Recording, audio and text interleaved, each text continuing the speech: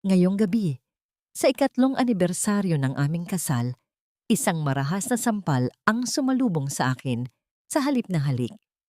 Itinapon ni Dante ang mga papel ng diborsyo sa aking mukha habang kalong ang kanyang buntis na kabit. Akala nila ay basahan lang akong pwedeng itapon sa gitna ng bagyo. Hindi nila alam, ang babaeng tinawag nilang alipin ay ang nag-iisang tagapagmana ng Avileo Financial. Magsisimula na ang pagtutuos. Sino ang tunay na magmamakaawa sa huli? Isang reyna ang muling magbabalik. Laya, tapusin na natin ang kahibangang ito. You're nothing but a burden to this family. Pirmahan mo na ang divorce papers na yan at umalis ka na sa pamamahay ko bago pa ako mawalan ng pasensya. Ang boses ni Dante ay kasing lamig ng yelo. Bawat salita ay tila talim ng kutsilyo na humihiwa sa katahimikan ng kanilang sala. Sa mga sandaling iyon, hawak pa rin ni Laya ang isang pinggan ng mainit na adobong manok, ang paboritong putahe ni Dante na maingat niyang niluto sa loob ng 3 oras.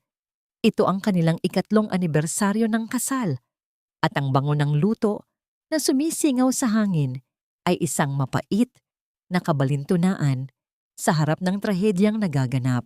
Sa gilid ni Dante, nakatayo ang isang babaeng nagngangalang Bella na ang mamahaling pabango ay sumasakal sa amoy ng pagkaing pinaghirapan ni Laya. Nakakapit si Bella sa braso ni Dante.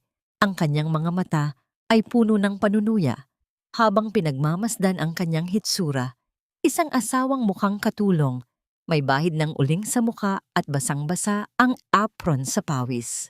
Dahan-dahang nanghina ang mga kamay ni Laya. Ang porselanang pinggan na binili pa nila noong unang buwan ng kanilang pagsasama ay dulas na bumagsak sa sahig. Ang tunog ng pagkabasag nito ay tila ang huling pintig ng kanyang pangarap. Ang ulam na dapat ay simbolo ng kanilang pagdiriwang ay kumalat sa sahig. Marumi at wala ng silbi, tulad ng pagtingin sa kanya ng pamilyang ito. Dante! Anibersaryo natin ngayon! Bulong ni Laya, ang kanyang boses ay nanginginig.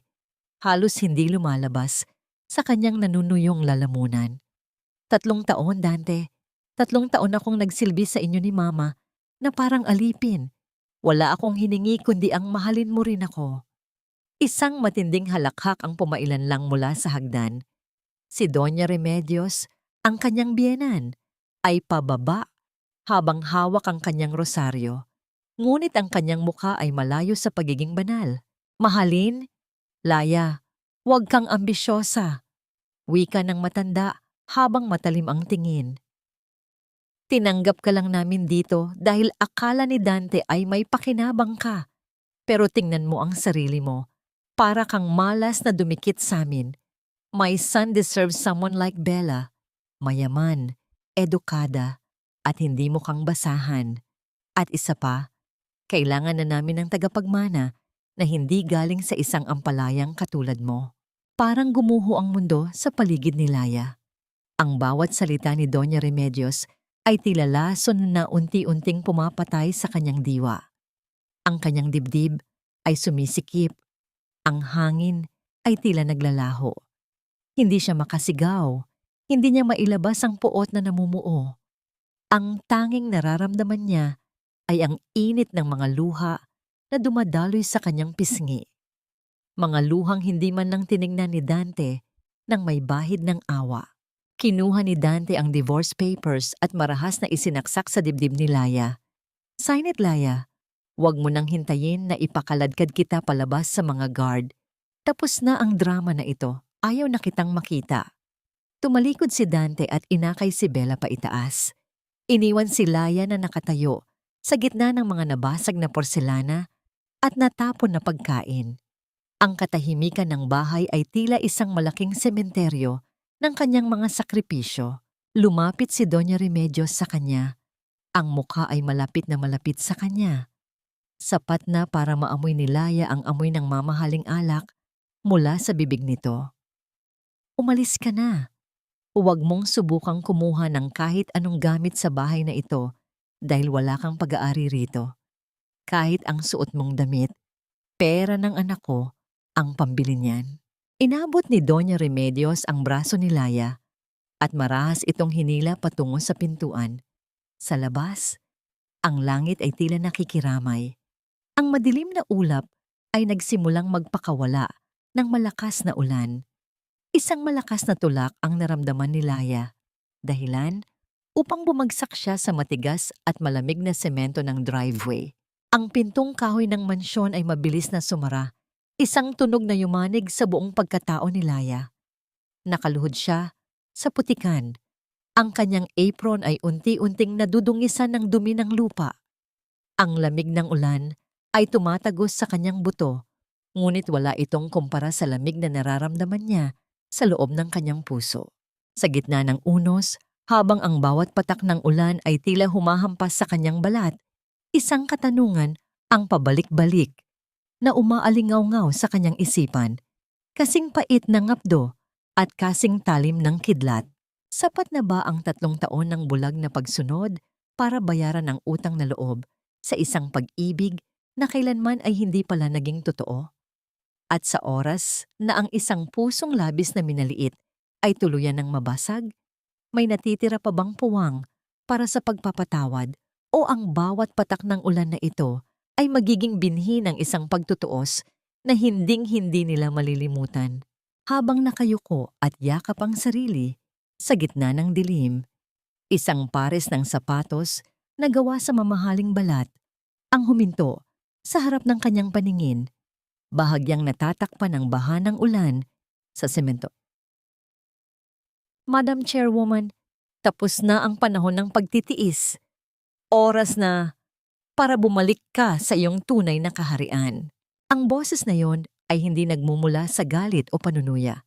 Ito ay isang boses na puno ng paggalang, isang boses na matagal nang hindi naririnig ni Laya. Dahan-dahang iniangat ni Laya ang kanyang ulo, ang mga hibla ng basang buhok ay dumidikit sa kanyang namumutlang pisngi. Sa harap niya ay nakatayo si Attorney Valdes, ang matapat na kanang kamay ng kanyang namayapang lolo. Hawak ang isang malaking itim na payong na nagbigay ng panandaliang kanlungan mula sa malupit na ulan. Hindi nakapagsalita si Laya. Ang kanyang mga labi ay nanginginig sa lamig at ang kanyang mga kamay na kanina ay nakabaon sa putik ay dahan-dahang kinuha ni Attorney Valdes upang tulungan siyang tumayo. Sa bawat pag-angat ng kanyang katawan, tila ba unti-unting nahuhulog ang bigat ng 3 taon na pagpapanggap. Attorney Valdes, dumating ka. Sa wakas ay naibulalas ni Laya. Ang kanyang boses ay halos isang hikbi na lamang. 3 taon, Madam Laya. Eksaktong 3 taon ayon sa huling hiling ng inyong lolo. Tugon ng abogado habang binubuksan ang pinto ng isang marangyang itim na sedan. Natapos mo ang pagsubok na may dangal. Ngayon, ang Avileo Financial ay naghihintay na sa pagbabalik ng nag-iisang tagapagmana. Pagpasok ni Laya sa loob ng sasakyan, ang init ng heater ay unti-unting sumalubong sa kanyang nanunuyong balat. Ngunit higit sa init ng paligid, ang kanyang puso ay nagsisimula na ring mag-alab. Tumingin siya sa bintana sa mansyon ng mga pamilya ni Dante na unti-unting lumalayo sa kanyang paningin. Doon, sa likod ng mga rehas na bakal na yon, iniwan niya ang huling bahagi ng kanyang pagiging mahina. Inabot ni Attorney Valdes ang isang tablet at ilang mga dokumento. Habang ikaw ay nagtitiis sa bahay na yon, Madam, hindi kami tumigil sa pagbabantay. Alam namin ang lahat. Ang pambabastos ni Doña Remedios, ang pagtataksil ni Dante, at ang paglustay nila sa perang akala nila ay galing sa kanilang sariling pagsisikap. Ngunit ang totoo ay mula sa mga subsidyaryo ng Avileo. Isang mapait na ngiti ang sumilay sa mga labi ni Laya. Akala nila ay pinatira nila ako rito dahil sa awa. Hindi nila alam na ang bawat sentimong ginastos nila sa loob ng 3 taon ay galing sa bulsa ng babaeng tinawag nilang Alipin. Huminto ang sasakyan sa harap ng isang tanyag at pinakamahal na hotel sa Makati. Ang mga tauhan ng hotel na nakasuot ng unipormeng puti at ginto ay agad na naglatag ng pulang alpombra sa ilalim ng isang canopy. Hindi na sila tumitingin sa dumi ng apron ni Laya. Ang nakikita lamang nila ay ang awtoridad ni Attorney Valdez at ang misteryosong babaeng kasama nito. Dinala siya sa Royal Suite kung saan naghihintay ang isang grupo ng mga stylist at katulong. Sa loob ng malaking banyo, ang usok ng mainit na tubig na may bango ng mga mamahaling langis ay bumalot sa silid. Habang hinuhubad ni Laya ang kanyang maruming damit, tila ba hinuhubad na rin niya ang lahat ng sakit at kahihiyang dinanas niya sa kamay ng pamilya ni Dante. Pagkalipas ng isang oras, isang ibang babae ang humarap sa malaking salamin. Hindi na ito ang Laya na may amoy ng uling at pawis.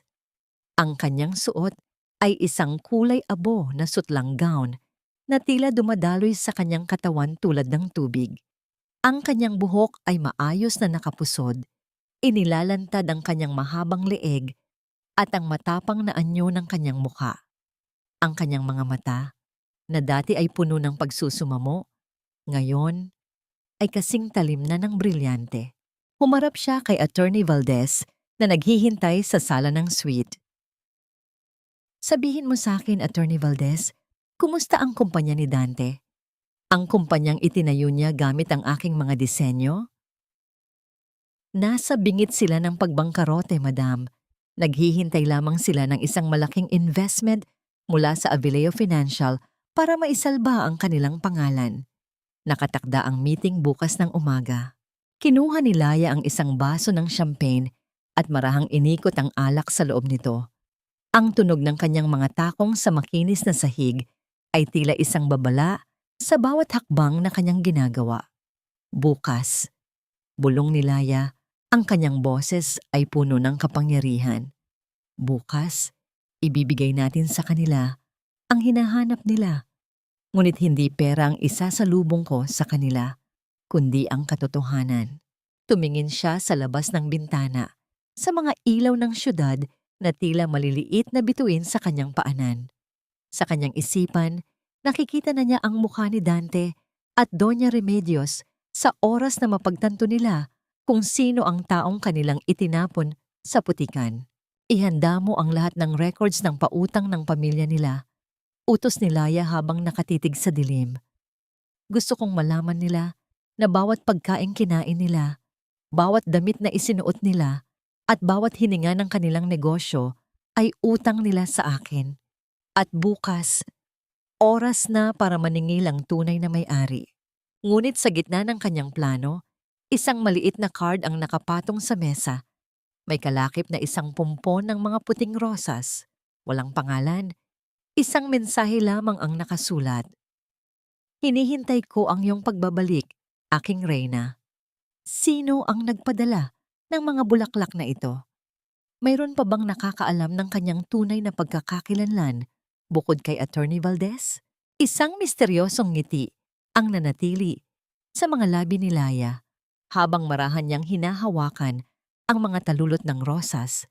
Bago niya ito binitawan at hinayaang mahulog sa sahig, tila isang hamon sa tadhana. Ang sikat ng araw sa Makati ay tila mas maliwanag kaysa sa mga nakaraang taon. Ngunit para kay Laya, ang bawat sinag nito ay tila isang sulo na nagbibigay liwanag sa kanyang bagong landas. Nakatayo siya sa harap ng naglalakihang salamin ng Avileo Tower, ang gusaling pag-aari ng kanyang pamilya na naging simbolo ng kanyang pagkawala at ngayon ay magiging saksi sa kanyang pagbabalik. Bawat hakbang ni Laya sa makintab na sahig ng lobby ay tila isang deklarasyon ng digmaan. Ang tunog ng kanyang mga takong ay may ritmo ng katiyakan, isang tunog na nagpapatigil sa bawat empleyadong nadadaanan niya. Ang mga bulungan ay nagsimulang kumalat sa paligid. Sino ang babaeng ito na tila may daladalang bagyo sa kanyang bawat galaw? Bakit si Attorney Valdez, ang pinakamatapang na abogado ng kumpanya, ay naglalakad sa likuran niya na tila isang tapat na bantay? Hindi lumingon si Laya. Ang kanyang paningin ay diretso sa elevator na nakalaan lamang para sa mga matataas na opisyal. Pagpasok niya rito, nakita niya ang kanyang refleksyon Sa ginintuang dingding, isang babaeng matapang, elegante, at walang bakas ng pagiging aliping asawa na dumanas ng hirap sa loob ng 3 taon. Pagdating sa ikalimampung palapag, ang boardroom ay puno ng tensyon. Ang mga matatandang direktor na dati ay kasamahan ng kanyang lolo ay nagulat sa kanyang biglaang paglitaw. Walang pasintabi siyang umupo sa gitnang upuan, ang upuan ng chairwoman. "Good morning, gentlemen," bungad ni Laya. Ang kanyang boses ay kalmado ngunit may bigat na hindi matatawaran. "Alam kong marami kayong katanungan, ngunit simulan natin sa pinakaimportante. I want a full report on the Alpha Designs." Ngayon din, nagkatinginan ang mga direktor. Ang The Alpha Designs ay ang kumpanya ni Dante. "Madam Chairwoman," pagsisimula ng isa sa mga vice-presidente, ang The Alpha ay matagal nang humihingi ng emergency loan. Ayon sa kanilang record, kailangan nila ng 50 milyong piso bago matapos ang linggong ito kung hindi ay kukunin ng bangko ang lahat ng kanilang ari-arian. Isang malamig na ngiti ang sumilay sa mga labi ni Laya habang binabasa ang mga dokumento. Nakita niya ang mga pirma ni Dante sa bawat loan application. Nakita rin niya ang mga dokumentong nagpapatunay na ang mga original design na ipinagmamalaki ni Dante ay ang mga guhit na ninakaw nito mula sa kanyang mga lumang notebook habang siya ay abala sa paglilinis ng kanilang bahay. Aprubahan ang meeting sa kanila bukas. Utos ni Laya kay Attorney Valdez. Ngunit tiyakin niyo na bago sila pumasok sa gusaling ito, lahat ng kanilang utang mula sa ating mga sangay ay nakakonsolidate na. I want them to realize that they are not walking into a meeting room, but into a trap. Matapos ang pulong, pumasok si Laya sa kanyang pribadong opisina. Doon, sa ibabaw ng kanyang mesa, ay may nakapatong na mga dokumento ng pagbawi ng ari-arian. Gamit ang isang mamahaling pluma, maingat niyang pinirmahan ang bawat pahina. Ang bawat pirma ay tila isang huling hantungan para sa mga ambisyon ni Dante. Ang mansyon na tinitirhan ni na Doña Remedios, ang mga sasakyang ginagamit nila, maging ang lupang kinatatayuan ng kanilang kumpanya, lahat ay unti-unting bumabalik sa ilalim ng pangalang Avileo. Nabalik lamang ang kanyang diwa nang marinig niya ang mahinang tunog ng intercom. "Madam Chairwoman, may tumatawag sa inyong private line." Wika ng kanyang secretary. Ayaw niyang ibigay ang kanyang pangalan, ngunit sinabi niyang tungkol ito sa isang hiram na buhay. Kumunot ang noo ni Laya. Sino ang makakaalam ng kanyang private line sa unang araw pa lamang niya? Sinagot niya ang tawag, ngunit katahimikan lamang ang sumalubong sa kanya sa kabilang linya. "Sino ito?" tanong ni Laya. Ang kanyang boses ay puno ng babala. "Laya." Isang pamilyar na boses ang bumigkas sa kanyang pangalan. Hindi ito si Dante. Ito ay isang boses na mas malalim, mas seryoso, at tila may dalang mga alaala ng isang nakaraan na pilit na niyang ibinaon. "Akala mo ba ay ikaw lang ang may hawak ng mga ala sa larong ito?" Bago pa siya makasagot, ang linya ay naputol. Hindi nagtagal. Isang mensahe ang pumasok sa kanyang personal na cellphone. Isang larawan ni Dante at Bella na masayang kumakain sa isang restaurant. Ngunit sa background ng larawan ay makikita ang isang anino ng isang lalaking nakatitig sa kanila. Isang lalaking may suot na singsing na may tatak ng Avileo. Sa gitna ng kanyang pagkalito, biglang bumukas ang pinto ng kanyang opisina. Pumasok ang kanyang secretary na may dalang balisa. "Madam, si Mr. Dante Alcantara ay nasa lobby. Nagpipilit siyang makita ang bagong chairwoman. Sinasabi niyang mayroon siyang mahalagang impormasyon tungkol sa nawawala niyang asawa na baka ikatuwa niyo." Isang malakas na pintig ang naramdaman ni Laya sa kanyang dibdib. Hindi dahil sa takot, kundi dahil sa matinding pananabik na makita ang mukha ni Dante sa oras na malaman nito na ang chairwoman na kanyang hinahanapan ng tulong ay ang asawang itinapon niya sa putikan. Papanhikin siya. Malamig na utos ni Laya habang dahan-dahang iniikot ang kanyang upuan upang tumalikod sa pinto. Ngunit huwag niyo munang sasabihin ang pangalan ko. Gusto kong makita kung gaano siya kahusay magsinungaling sa harap ng babaeng sinira niya ang buhay. Madam Chairwoman, hindi niyo po pagsisisihan ang pakikipag-usap sa akin. Ang impormasyong dala ko tungkol sa aking asawa, ang babaeng nagtaksil sa akin at nagnakaw ng aking mga sikreto, ay tiyak na makakatulong sa inyong kumpanya.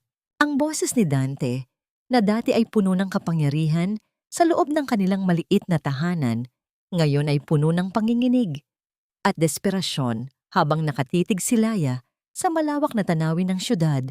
Mula sa kanyang bintana, naramdaman niya ang isang pamilyar na kirot sa kanyang dibdib. Hindi ito kirot ng pag-ibig, kundi ang matinding insulto ng isang lalaking handang iburol ang dangal ng sariling asawa para lamang sa pera. Ang bawat salita ni Dante ay tila isang laso na napilit na isinusuka ng kanyang nakaraan. Sa kabilang dako ng silid, si Bella ay nakaupo sa sofa, abala sa pag-aayos ng kanyang pulang lipstick habang nakatingin sa kanyang refleksyon sa salamin. Ang kanyang suot na kwintas ay kumikinang sa ilalim ng mga ilaw ng opisina, isang kwintas na alam ni Laya na binili gamit ang perang dapat ay pambayad sa kuryente at tubig noong nakaraang buwan. Ang pagtataksil ay may amoy ng mamahaling pabango at ang amoy na yon ay sumasakal sa hininga ni Laya. Iwan niyo muna ang inyong mga dokumento sa aking sekretary. Tugon ni Laya, ang kanyang boses ay binago niya ng kaunti, mas malalim, mas malamig, at walang kahit anong emosyon. Ngunit kung gusto niyo talagang makuha ang aking atensyon, pumunta kayo sa charity gala mamayang gabi. Doon natin pag-uusapan kung gaano kahalaga ang iyong mga impormasyon. Nang lumabas ang dalawa sa opisina, tila ba nagkaroon ng sapat na hangin sa silid. Humarap si Laya kay Attorney Valdez na tahimik na nagmamasid. Ihanda mo ang aking maskara, Attorney Valdez. Ang piging ng mga mapagpanggap ay magsisimula na at sisiguraduhin kong ako ang magiging bida sa kanilang huling hapunan. Ang gabi ay nababalot ng karangyaan sa loob ng ballroom ng Grand Astoria Hotel. Ang mga chandelier ay tila mga bituing bumagsak mula sa langit. Nagbibigay ng gintong liwanag sa mga taong ang mga ngiti ay kasing huwad ng kanilang mga alahas. Sa isang sulok, nakita ni Laya sina Dante at Bella. Si Bella ay abala sa pakikipag-usap sa mga kilalang socialite, ipinagmamalaki ang kanyang mga koneksyon, habang si Dante ay panakanakang tumitingin sa pintuan, tila isang asong naghihintay sa kanyang amo. Isang matinding katahimikan ang bumalot sa ballroom nang magsimulang maglakad si Laya papasok. Nakasuot siya ng isang mahabang gown na kulay itim na gabi, tila gawa sa mga anino at brilyante. Ang kanyang muka ay natatakpan ng isang elegante at misteryosong maskara na gawa sa pilak. Ang bawat hakbang niya ay tila isang awit ng kapangyarihan na nagpapatigil sa bawat usapan. Ang chairwoman, bulong ng mga tao. Lumapit si Dante sa kanya. Ang kanyang mga mata ay nanlalaki sa paghanga at kaba. Madam Chairwoman, ako po si Dante Alcantara. Nagagalak po akong makita kayo rito. Hindi sumagot si Laya. Sa halip, marahan niyang itinaas ang kanyang kamay upang tanggapin ang isang baso ng alak mula sa isang waiter. Ang kanyang mga daliri na dati ay may mga sugat dahil sa paglalaban ng mga damit ni Dante, ngayon ay makinis at pinalamutian ng isang singsing na may tatak ng pamilya Avileo. Nabanggit mo ang iyong asawa, Mr. Alcantara? Wika ni Laya, ang boses ay sapat lamang para marinig ni Dante. Sinasabi mo na siya ay isang magnanakaw at traidor. Ngunit paano kung sabihin ko sa iyo na ang lahat ng mga disenyo mo, ang lahat ng iyong tagumpay, ay hiram lamang mula sa kanya? Ang mukha ni Dante ay nawalan ng kulay. Hindi ko po maintindihan, madam. Ang asawa ko ay isang walang kwentang babae. Wala siyang alam sa negosyo. Ako ang nagbigay sa kanya ng lahat. Isang mahinang tawa ang kumawala sa mga labi ni Laya. Isang tawang puno ng pait at panunuya. Ang lalaking hindi kayang kilalanin ang tunay na ginto sa kanyang harapan ay hindi karapat-dapat sa kahit anong tulong mula sa akin. Dahan-dahang itinaas ni Laya ang kanyang kamay upang tanggalin ang pilak na maskara. Ang bawat segundo ng paggalaw ng kanyang mga daliri ay tila isang habang buhay para kay Dante. Nang tuluyang malantad ang mukha ni Laya, ang baso ng alak na hawak ni Dante ay dulas na nahulog sa sahig. Ang tunog ng pagkabasag nito ay umalingaw-ngaw sa buong ballroom. Lalaya? Ang tanging naisambit ni Dante.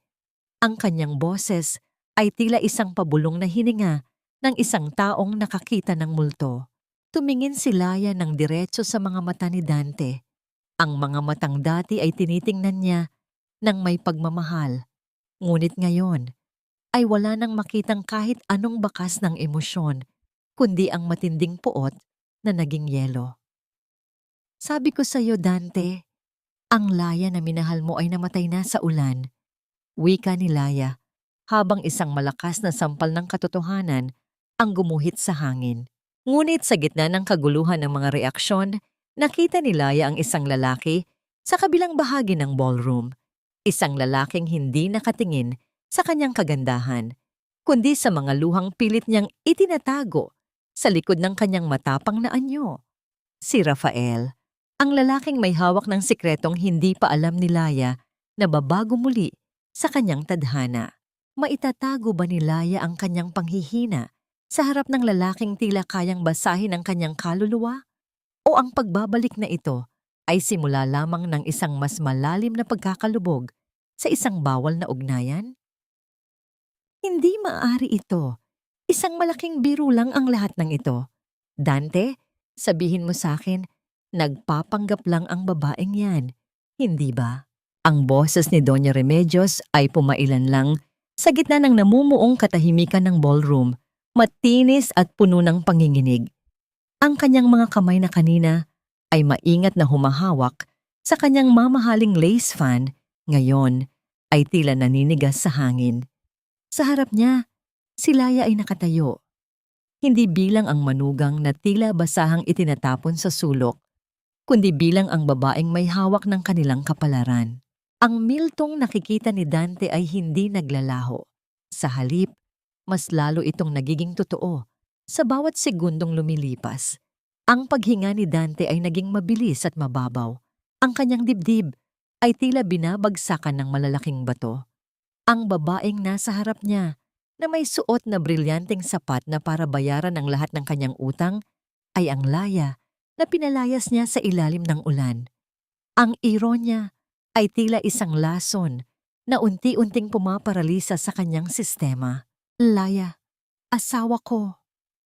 Pagmamakaawa ni Dante, ang kanyang boses ay tila isang kalunos-lunos na bulong. Bakit hindi mo sinabi? Bakit kailangang umabot sa ganito? Kung alam ko lang na ikaw ang tagapagmana ng Avileo. Kung alam mo lang, hindi mo ako sasaktan. Kung alam mo lang, hindi mo ako ipagpapalit. Ang boses ni Laya ay mahinahon, ngunit ang bawat salita ay may talim na mas masakit pa sa sugat ng pisikal na sampal. Ang pag-ibig mo ay may presyo, Dante. At ang presyong yun ay hindi ko na kailanman babayaran. Biglang sumingit si Bella, ang kanyang muka ay puno ng takot at pagkapahiya. Dante, huwag kang maniwala sa kanya. Baka magnanakaw lang siya. Baka ginagamit niya lang ang pera ng kumpanyang ito. Ngunit bago pa makasagot si Laya, isang matipunong anino ang lumitaw sa kanyang likuran. Isang lalaking may awtoridad na tila kayang patigilin ang tibok ng puso ng sino mang titingin sa kanya. Si Rafael. Marahan niyang ipinatong ang kanyang kamay sa ibabang bahagi ng likod ni Laya. Isang kilos na hindi mapang-angkin, kundi puno ng proteksyon at paggalang. Ang mga salitang binibitawan mo ay may kaakibat na demanda. Miss, wika ni Rafael, ang kanyang boses ay baritono at malamig. Ako si Rafael Monteverde, ang business partner ni Madam Laya Avileo, at sisiguraduhin ko na bawat insultong ibinabato niyo sa chairwoman ay magkakaroon ng kaukulang presyo sa korte. Napaatras si Doña Remedios nang marinig ang pangalang Monteverde. Ang pamilyang Monteverde ay ang pinakamalaking supplier ng mga materyales sa buong bansa. Sa isang iglap, naramdaman ng matandang babae ang panunuyo ng kanyang lalamunan. Ang kanyang isipan na dati ay puno ng panlalait, ngayon ay mabilis na naghahanap ng paraan kung paano mababawi ang kanyang manugang. Laya, anak, alam mo namang mabilis lang uminit ang ulo ni Dante.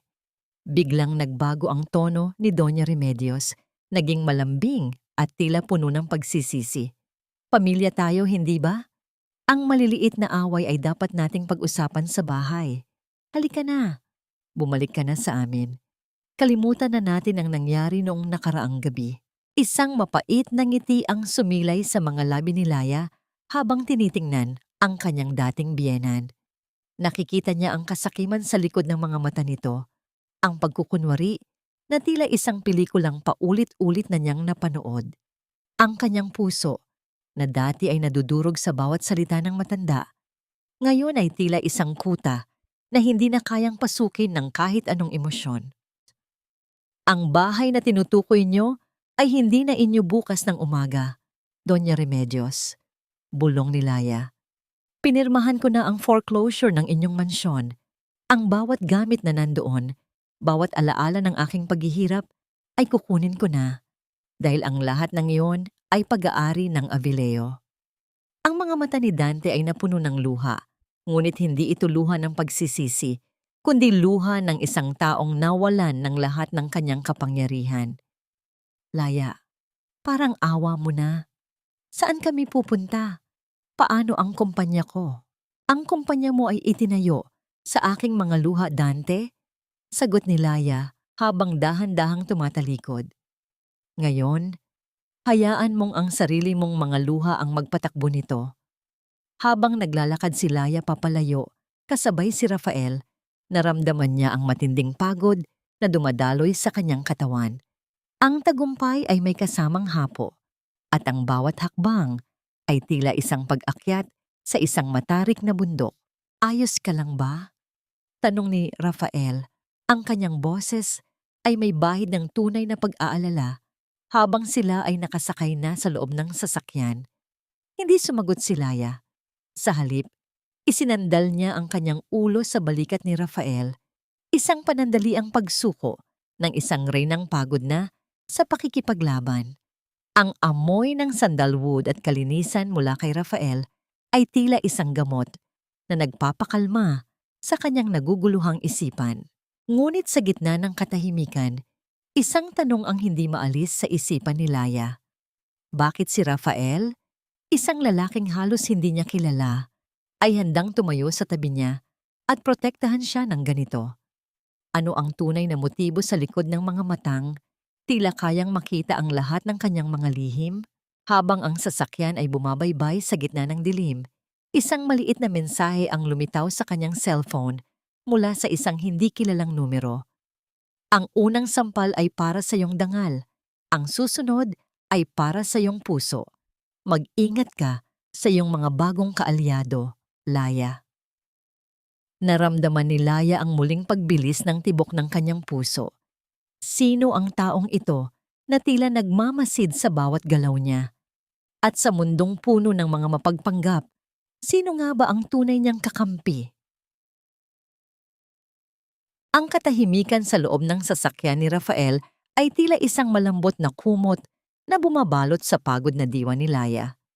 Habang pinagmamasdan niya ang mga patak ng ulan na gumugulong sa bintana, tila bumalik ang kanyang gunita sa isang panahon kung kailan ang mundo ay hindi pa ganito kabagsik. 10 taon na ang nakalilipas sa isang maliit at lumang library ng kanilang universidad. Doon niya unang nakilala si Rafael. Hindi siya ang makapangyarihang business tycoon noon, kundi isang tahimik na estudyante na laging nakaupo sa pinakasulok.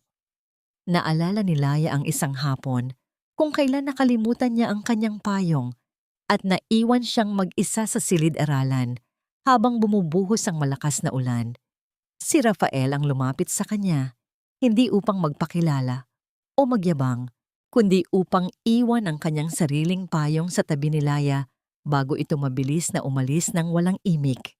Nabalik lamang ang diwa ni Laya nang maramdaman niya ang marahang paghinto ng sasakyan sa harap ng isang tahimik na restauran na malayo sa ingay ng syudad. Alam kong marami kang iniisip, Laya, pero kailangan mong kumain at magpahinga, wika ni Rafael habang pinagbubuksan siya ng pinto. Ang boses nito ay parang isang mainit na haplos sa kanyang mga sugat. Pumasok sila sa loob at dinala siya ni Rafael sa isang sulok na malapit sa fireplace. Ang init ng apoy ay unti-unting nagpapakalma sa kanyang nanginginig na mga kamay. Nanatiling tahimik si Laya. Ang kanyang mga mata ay nakatuon sa naglalarong apoy, pilit na iniintindi kung bakit sa dami ng tao sa mundo, si Rafael ang laging nandoon sa mga oras ng kanyang panghihina. Bakit mo ito ginagawa, Rafael? Sa wakas ay naitanong ni Laya. Ang kanyang boses ay puno ng pag-aalinlangan. 3 taon akong naglaho. 3 taon akong naging asawa ng isang lalaking walang ibang ginawa kundi maliitin ako. Bakit ka pa rin narito? Hindi agad sumagot si Rafael. Sa halip, lumapit ang isang waiter at naglapag ng isang tasa ng mainit na tsokolate sa harap ni Laya. Ang singaw nito ay may bango ng tunay na kakao at gatas, isang amoy na nagpapaalala sa kanya ng kanyang kabataan sa piling ng kanyang lolo. Uminom ka muna. Gawa iyan sa tradisyonal na paraan, walang halong kemikal. Gaya ng nararamdaman ko, Laya, walang halong interes. Sagot ni Rafael habang mataman siyang tinitignan. Dahan-dahang hinawakan ni Laya ang tasa. Ang init nito ay tumagos sa kanyang mga palad. Tila ba dahan-dahang tinutunaw ang yelo sa loob ng kanyang puso. Isang simpleng pag-aalaga na hindi humihingi ng kapalit. Sa piling ni Dante, bawat baso ng tubig ay kailangan niyang pagtrabahuhan. Bawat sentimo ay kailangan niyang ipagpasalamat ng paulit-ulit. Pero kay Rafael, ang lahat ay tila natural at malaya. Noong nalaman kong ikakasal ka kay Dante, alam kong may mali. Patuloy ni Rafael, ang kanyang boses ay puno ng pait. Pero alam ko rin ang bili ng iyong lolo. Kailangan mong matutunan ang halaga ng iyong sarili sa gitna ng unos. Hindi ako lumayo, Laya. Nanatili ako sa anino. Tinitiyak na hindi ka tuluyang malulunod. Napatigil ang pag-inom ni Laya. Isang matinding kaba ang sumagi sa kanyang isipan. Alam mo ang tungkol sa hiling ng lolo ko? Tumango si Rafael at may kinuha sa kanyang bulsa, isang maliit at lumang susi na may nakaukit na letrang A. Ito ang susi ng lumang jewelry box ng kanyang lolo. Ang kahon na naglalaman ng mga huuling liham bago ito pumanaw. Ipinagkatiwala ito sa akin ng iyong lolo bago siya mamatay. Sinabi niya sa akin na sa oras na bumalik ka sa iyong trono, ibigay ko ito sa iyo. Pero sinabi rin niya na kailangan mong maging maingat dahil hindi lahat ng nakangiti sa iyo ay kaibigan. Seryosong pahayag ni Rafael. Naramdaman ni Laya ang panunuyo ng kanyang lalamunan. Kung alam ni Rafael ang lahat, ibig bang sabihin ay kasama rin ito sa plano ng kanyang lolo? Ang kanya bang pagbabalik ay isang paraan lamang upang muli siyang kontrolin ng mga alaala ng nakaraan? O ang lalaking nasa harap niya ay bahagi ng isang mas malaking sikreto na hindi pa niya lubos na nauunawaan? Habang hawak ang mainit na tasa, napansin ni Laya ang isang maliit na folder sa ilalim ng mga dokumento ni Rafael. Bahagyang nakalabas ang isang litrato ni Laya noong siya ay bata pa, kasama ang isang batang lalaki na may suot na kaparehong kwintas na ibinigay sa kanya ni Rafael noong nakaraang gabi. Sino ang batang yon? At bakit tila may bahagi ng kanyang alaala ang pilit na binubura ng kanyang isipan? Rafael, bulong ni Laya. Ngunit bago pa siya makapagtanong, biglang tumunog ang kanyang telepono. Isang alerto mula sa kanyang security system sa Avilio Tower. may nagtatangkang pumasok sa kanyang private vault sa loob ng opisina at ayon sa kamera, ang taong iyon ay may suot na singsing na pamilyar sa kanya. Ang singsing na ibinigay niya kay Dante bilang simbolo ng kanilang habang buhay. Mukhang hindi pa tapos ang iyong dating asawa sa pagnanakaw, Laya. Wika ni Rafael habang mabilis na tumayo. Gusto mo bang tayo ang sumalubong sa kanya? Ang takot sa mga mata ni Laya ay napalitan ng isang malamig at determinadong tingin. Ang gabi ng paghilom ay panandaliang natigil upang bigyang daan ang isang gabi ng pagtutuos. Ngunit sa likod ng kanyang isipan, nananatili ang tanong. Sino ba talaga si Rafael sa kanyang buhay at hanggang kailan siya makakapagtiwala sa isang lalaking may hawak ng kanyang nakaraan? Naghahanap ka ba ng paraan para maisalba ang iyong sarili, Dante? O sadyang hindi mo lang talaga matanggap na ang lahat ng hawak mo ay hiram lamang mula sa akin? Ang boses ni Laya ay tila nanggagaling sa kailaliman ng lupa, malamig at walang bahid ng gulat. Sa gitna ng madilim na opisina, ang tanging nagbibigay ng liwanag ay ang asul na sinagmula sa screen ng computer at ang maputlang liwanag ng buwan na tumatagos sa malalaking bintana. Nakatayo si Dante sa harap ng nakabukas na private vault. Ang kanyang mga kamay ay nanginginig habang hawak ang ilang mga dokumento na akala niya ay mga bearer bonds na nagkakahalaga ng milyon-milyon. Dahan-dahang binuksan ni Rafael ang mga ilaw sa silid. Ang biglaang liwanag ay tila isang malakas na sampal sa mukha ni Dante, dahilan upang mabitawan niya ang mga papel na hawak. Ang tunog ng mga papel na nagliparan sa sahig ay tila mga tuyong dahon sa gitna ng isang sementeryo. Lalaya, makinig ka. Nauutal na simula ni Dante. Ang kanyang mga mata ay pabalik-balik sa pagitan ni Laya at ng matikas na tindig ni Rafael. Ginagawa ko lang ito para sa atin, para sa pamilya natin. Alam mong may sakit si Mama, kailangan niya ng pambayad sa ospital. Hindi mo naman kailangang maging ganito kalupit. Isang maikling halakhak ang kumawala sa mga labi ni Laya, ngunit ang kanyang mga mata ay nanatiling kasing tigas ng asero. Lumapit siya kay Dante. Bawat hakbang ng kanyang mga takong sa makinis na sahig ay tila isang pagbilang ng mga huling sandali ng kalayaan nito. Para sa atin, ang kapal din naman ng mukha mo, Dante. Bulong ni Laya habang tinitingnan ang mga dokumentong nahulog. Ang mga papel na yan ay hindi pera. Iyan ay mga kopya ng iyong mga iligal na transaksyon sa kumpanya noong nakaraang taon. Salamat sa iyong pagnanakaw ngayong gabi. Pinatunayan mo lang na hindi ka lang taksil na asawa, kundi isa ka ring kriminal. Napaatras si Dante hanggang sa tumama ang kanyang likod sa malamig na pader. Ang kanyang mukha ay nawalan ng kulay, tila isang bangkay na naglalakad. Sa kabilang dako, si Bella ay biglang pumasok mula sa pintuan, hinihingal at tila kanina pa nagtatago sa labas. Dante, tumakas na tayo. Sinasabi ko sa'yo, baliw na ang babaeng iyan. Sigaw ni Bella. Ang kanyang boses ay matinis at puno ng desperasyon. Ngunit hindi sila makagalaw. Sa pintuan ay nakatayo na ang mga security personnel ng Avileo Tower, kasama si Attorney Valdez. Hindi ko kayo ipapakulong. Sa ngayon, wika ni Laya, isang pahayag na nagdulot ng panandaliang pag-asa sa mga mata ni Dante. Ngunit mabilis itong naglaho nang muling magsalita si Laya. Gusto kong makita niyo kung paano gumuho ang lahat ng inyong pinaghirapan. Dante, mayroon akong iaalok sa'yo. Isang investment contract. Isang pagkakataon para maisalba ang iyong kumpanya. Inabot ni Rafael ang isang asul na folder kay Dante. Ang tawag dito ay Project Phoenix. Isang malaking konstruksyon sa labas ng bansa. Kung pipirmahan mo ito, bibigyan ka ng Avileo ng sapat na pondo para bayaran ang lahat ng iyong utang sa bangko. Bakit? Bakit mo ito gagawin pagkatapos ng lahat? Tanong ni Dante. Puno ng hinala, ngunit ang kanyang kasakiman ay unti-unti nang nangingibabaw.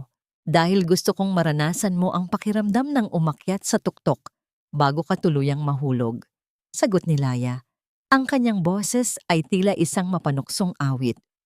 Pirma ka ba O tatawagan ko na ang pulis para sa tangkang pagnanakaw na ito? Dali-daling kinuha ni Dante ang pluma. Hindi na niya binasa ang mga maliliit na letra sa huling bahagi ng kontrata. Ang tanging nakikita niya ay ang pangako ng pera at ang muling pagbangon ng kanyang pangalan. Sa kanyang isipan, naniniwala siyang mas matalino pa rin siya kay Laya. Pinirmahan niya ang dokumento nang may kasamang ngiti ng tagumpay. Hindi alam na ang bawat letrang isinulat niya ay ang kanyang sariling hatol ng kamatayan sa aspeto ng pananalapi. Habang papaalis sina Dante at Bella, naiwan sina Laya at Rafael sa tahimik na opisina. Alam mong hindi siya makakabayad sa Project Phoenix, hindi ba? Tanong ni Rafael habang pinagmamasdan ang kontrata. Ang proyektong iyon ay isang butas na walang katapusan. Sa oras na magsimula ang trabaho, lahat ng natitirang ari-arian nila ay automatikong malilipat sa pangalan mo. Iyon ang plano, Rafael. Ang kasakiman niya ang magiging lubid na bibigti sa kanya. Tugon ni Laya, ngunit ang kanyang balikat ay dahan-dahang lumaylay sa pagod. Gusto kong maranasan nila ang mawalan ng lahat hanggang sa wala na silang matira, kundi ang isa't isa. At doon ko makikita kung gaano katotoo ang kanilang pag-ibig. Lumapit si Rafael at marahang hinawakan ang balikat ni Laya. Matulog ka na muna. Hayaan mong ang tadhana na ang tumapos sa sinimulan mo. Hahatid na sana ni Rafael si Laya sa kanyang suite nang biglang tumunog ang emergency buzzer sa kabilang elevator. Isang grupo ng mga pulis ang lumabas, ngunit hindi para kay Dante. Madam Laya Avileo, kayo po ay kailangang sumama sa amin sa istasyon, wika ng opisyal. May natanggap kaming ulat tungkol sa pagkamatay ng inyong lolo. May mga bagong ebidensya na nagsasabing hindi ito isang natural na kamatayan. At ang huling taong kasama niya ay ikaw. Napatigil ang tibok ng puso ni Laya. Tumingin siya kay Rafael, ngunit ang lalaki ay nanatiling tahimik. Ang kanyang mukha ay nababalot ng anino na hindi mabasa. Sino ang naghain ng reklamo? At bakit sa mismong oras na nakamit ni Laya ang kanyang unang tagumpay, ay saka naman siya hinahabol ng isang madilim na akusasyon mula sa nakaraan? Niloko tayo ng babaeng yan. Dante, wala ka talagang silbi. Hinayaan mong ubusin niya ang lahat ng mayroon tayo. Ang matinis na sigaw ni Doña Remedios ay nangingibabaw sa loob ng magulong sala ng kanilang mansyon. Ang mga mamahaling vase na dati ay maingat na nakadisplay ay nagkalat na sa sahig, hindi dahil sa aksidente, kundi dahil sa galit ng matandang babae. Ang bawat sulok ng bahay na dati ay simbolo ng kanilang pagmamalaki ngayon ay nababalutan ng mga dilaw na selyo mula sa bangko, mga paunawa ng foreclosure na tila mga sugat sa dingding. Nakatayo si Dante sa gitna ng silid. Ang kanyang buhok ay gulo-gulo at ang kanyang mga mata ay puno ng puyat at takot. Hawak niya ang mga papeles ng Project Phoenix na ngayon ay wala ng silbi kundi ang magsilbing ebidensya ng kanyang pagkakautang. Ang kumpanyang itinayo niya sa loob ng maraming taon ay naglaho sa loob lamang ng ilang araw matapos bawiin ng Avileo Financial ang lahat ng kanilang suporta. Mama, tumigil na kayo. Ginawa ko ang lahat para sa atin. Bulyaw ni Dante, ngunit ang kanyang boses ay basag at walang kapangyarihan. Si Laya. Hindi ko alam na ganito siya katuso. Akala ko ay maililigtas tayo ng kontratang ito. Tanga! Napakabobo mo, Dante! Isang malakas na sampal mula kay Bella ang nagpatigil sa kanya. Nakatayo si Bella sa tabi ng kanyang mga maleta, bihis na bihis at tila handa nang umalis. Ang kanyang mukha na dati ay puno ng tamis para kay Dante, ngayon ay puno ng pagkamuhi at pandidiri. Wala na ang mapagpanggap na pag-ibig, tanging ang hubad na katotohanan ng kanyang interes ang natitira. What are you doing, Bella? Bakit ka may dalang mga maleta?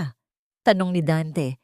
Ang kanyang puso ay nagsisimulang kabahan sa isang paraang hindi niya pa nararamdaman noon. Ano sa tingin mo, Dante? Mananatili ako rito sa bahay na ito Nawala ng kuryente at tubig bukas. Mananatili ako sa iyo gayong wala ka ng kahit isang sentimo. Tumawa si Bella ng nakakaloko. I'm leaving. Hindi ko sasayangin ang ganda ko sa isang talunang tulad mo. Pero ang anak natin, Bella, buntis ka. Paano ang bata? Pagmamakaawa ni Dante, sinusubukang hawakan ng braso ng babae. Marahas na tinabig ni Bella ang kanyang kamay. Anak? Dante, please naman. Huwag kang masyadong mapangarapin. Hindi ko kailanman gugustuhing magkaroon ng anak sa isang lalaking kasing hina mo. Ang pagbubuntis ko?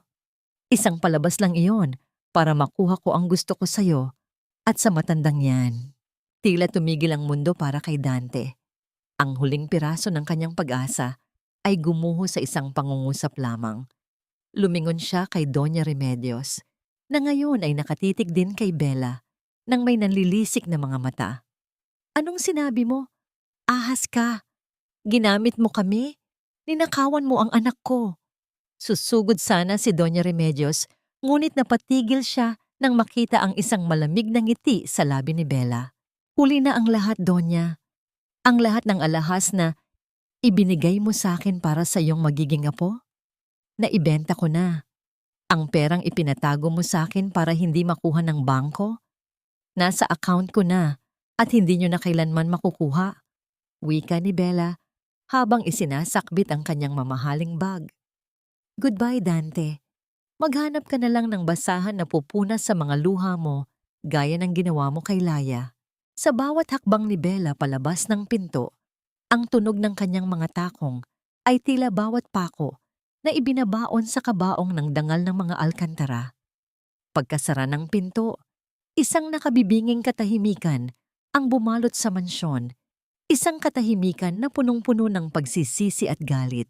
Biglang napahawak si Doña Remedios sa kanyang dibdib. Ang kanyang mukha ay naging kasing puti ng papel, ang kanyang mga labi ay nangitim, at ang kanyang paghinga ay naging isang mabigat na paghikbi. Mama! Mama! Anong nangyayari? Sigaw ni Dante habang sinusubukang saluhin ang kanyang ina. Dahan-dahang bumagsak ang katawan ni Doña Remedios sa malamig na sahig. Ang kanyang rosaryo na gawa sa ivory ay nalaglag at kumalat ang mga butil nito. Tila mga luha ng isang makasalanang huli na para humingi ng tawad. Ang kanyang mga mata ay nanatiling nakadilat. Nakatitig sa kisame ng mansyong bukas ay hindi na sa kanila. Laya! Isang mahinang ungol ang lumabas sa bibig ni Doña Remedios bago ito tuluyang nawalan ng malay. Sa labas ng gate ng mansyon, nakatayo ang isang itim na sasakyan. Sa loob nito, tahimik na pinagmamasdan ni Laya ang lahat sa pamamagitan ng kanyang mga tauhan. Wala siyang naramdamang tuwa, tanging isang malalim na buntong hininga ng pagpapalaya. Ang palasyong buhangin na itinayo ng kasinungalingan ay tuluyan ng nilamon ng alon ng katotohanan. Ngunit sa kabila ng kanyang tagumpay, ang banta ng pulisya tungkol sa kamatayan ng kanyang lolo ay nananatiling nakabitin sa kanyang ulo. Sino ang tunay na nagmamanipula sa dilim? At bakit sa oras na nagdurusa ang kanyang mga kaaway ay tila mas lalong nagiging mapanganib ang kanyang paligid? Madam, kailangan na nating umalis. Parating na ang ambulansya at ang mga awtoridad. Wika ng kanyang driver. Tumango si Laya, ngunit ang kanyang mga mata ay nakatuon sa isang anino sa di kalayuan. Isang lalaking nakatayo sa ilalim ng poste ng ilaw, nanonood din sa trahedya ng mga alkantara. Isang lalaking ang anyo ay pamilyar, ngunit ang aura ay puno ng panganib. Hanggang kailan kailangang magbayad ni Laya para sa isang nakaraang hindi naman niya kasalanan? Laya, parang awa mo na. Huwag mong hayaang mamatay ang nanay ko ng ganito. Ikaw lang ang may pera. Ikaw lang ang makakapagligtas sa kanya. Ang tinig ni Dante ay tila isang basag na plaka na paulit-ulit na nagmamakaawa sa gitna ng malamig at payapang pasilyo ng ospital. Wala na ang mapagmataas na lalaking humihiya kay Laya. Ang nasa harap niya ngayon, ay isang anino na lamang ng dati niyang asawa, madungis, namumutla, at ang mga mata ay puno ng matinding takot. Nakatayo si Laya sa tapat ng glass window ng intensive care unit, pinagmamasdan ng katawan ni Doña Remedios na napapalibutan ng iba't ibang makina. Ang ritmo ng makinang sumusukat sa tibok ng puso ng matanda ay tila isang mapait na paalala ng bawat segundong tiniis ni Laya sa ilalim ng kalupitan nito. Sa bawat pagtaas at pagbaba ng dibdib ni Doña Remedios, naaalala ni Laya ang mga gabing ipinagkait sa kanya ang pahinga, ang mga araw na ang kanyang pagkatao ay tinatapak-tapakan na parang dumi sa sahig. Ang amoy ng gamot at antiseptiko sa paligid ay sumasakal sa kanyang alaala. Nakasuot si Laya ng isang mamahaling puting coat, isang matinding kaibahan sa hitsura ni Dante na tila ilang araw nang hindi nakakaligo. Ang bawat hininga ni Laya ay maingat. Pigil ang emosyon, habang ang kanyang mga daliri ay mahigpit na nakahawak sa kanyang leather bag. "Bakit mo ito sinasabi sa akin, Dante?" Mahinahon, ngunit mariing tanong ni Laya. "Noong ako ang nagmamakaawa sa'yo na pakinggan ako, nasaan ka? Noong pinalayas niyo ako sa gitna ng ulan nang walang kahit isang sentimo, naisip niyo ba kung saan ako kukuha ng pambili ng pagkain? Alam kong nagkamali ako, pero nanay ko ito, Laya. Kahit gaano siya naging masama sa'yo, naging pamilya mo pa rin siya." Sigaw ni Dante. Isang sigaw ng desperasyon na tila humihingi ng isang himalang hindi na darating. Isang mapait na ngiti ang gumuhit sa mga labi ni Laya. "Pamilya. Ang salitang yan ang ginamit niyo para itali ako sa isang buhay na puno ng dusa. Ngayon, gagamitin mo rin ang salitang iyan para pilitin akong maging mabuti? Hindi ako ang pumatay sa kanya, Dante. Ang sarili niyang kasakiman at ang iyong kahinaan ang nagdala sa inyo rito." Sa gitna ng tensyon, naramdaman ni Laya ang isang mainit na kamay na pumatong sa kanyang balikat. Hindi na niya kailangang lumingon para malaman kung sino ito. Ang amoy ng sandalwood at ang pakiramdam ng kapanatagan ay sapat na. Si Rafael. "Laya, kailangan mong magdesisyon para sa iyong sarili, hindi dahil sa kanya." Bulong ni Rafael sa kanyang tainga. Ang boses nito ay puno ng malasakit. Isang angkla sa gitna ng nagngangalit na emosyon ni Laya. Ang tunay na kapayapaan ay hindi matatagpuan sa paghihiganti, kundi sa pagpili kung kailan ka titigil sa pagdala ng galit. Tumingin si Laya kay Rafael. Ang kanyang mga mata ay nagtatanong, "Kung ililigtas ko siya, Rafael, ibig bang sabihin ay pinatawad ko na sila? Ibig bang sabihin ay hinayaan ko silang manalo muli?" "Hindi, Laya," tugon ni Rafael habang mahigpit na hinahawakan ang kanyang kamay. "Ang pagliligtas sa kanya ay patunay na kahit anong gawin nilang dumi sa'yo, nanatiling malinis ang iyong puso. Iyon ang huling sampal na hinding-hindi nila makakalimutan na ang babaeng minaliit nila ang naging tanging pag-asa nila." Dahan-dahang humakbang si Laya patungo kay Attorney Valdez na kanina pa naghihintay sa gilid. Bayaran ang lahat ng bill ng ospital, kunin ang pinakamahusay na mga doktor. Ngunit tiyakin mong sa oras na magising siya, ang lahat ng dokumento ng pag-aari ng mansyon ay nakalagay sa tabi ng kanyang kama. Gusto kong malaman niya na ang bawat hininga niya ay utang niya sa babaeng itinapon niya sa ulan. Lumuha si Dante at tangkang yayakapin ang mga paa ni Laya sa pasasalamat. Ngunit mabilis na humarang si Rafael. Sa isang sulyap ni Laya, nakita niya ang huling sulyap ng lalaking minahal niya noon. Isang lalaking wala ng kahit anong halaga sa kanyang kasalukuyan. Habang naglalakad palabas ng ospital kasama si Rafael, naramdaman ni Laya ang isang kakaibang gaan sa kanyang dibdib. Ngunit bago pa sila makarating sa sasakyan, isang itim na kotse ang humarang sa kanilang daan. Lumabas ang isang lalaking nakauniforme ng pulis. Ang muka ay seryoso. "Madam Laya, kailangan niyo po kaming samahan ngayon din," wika ng opisyal. "May bagong testigo na lumitaw tungkol sa pagkamatay ng inyong lolo. At ang testigong ito ay may hawak na recording ng inyong huling pag-uusap. Bago siya malagutan ng hininga, naramdaman ni Laya ang muling paglamig ng kanyang mga kamay. Tumingin siya kay Rafael at sa pagkakataong ito, nakita niya ang isang dumaang kislap ng pagkagulat sa mga mata nito. Sino ang testigong yon? At bakit tila ang bawat hakbang ni Laya patungo sa kalayaan ay laging may nakaharang na anino mula sa kanyang nakaraan? Huwag kang mag-alala, Laya. Hindi kita pababayaan, wika ni Rafael. Ngunit sa unang pagkakataon, naramdaman ni Laya ang isang bahid ng pagdududa. Sino nga ba ang tunay na nagmamanipula sa likod ng tabing? Rafael, bakit ba pakiramdam ko?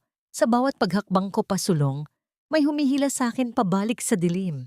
Ang boses ni Laya ay halos tangayin ng hanging dagat habang nakatayo sila sa dalampasigan ng Batangas.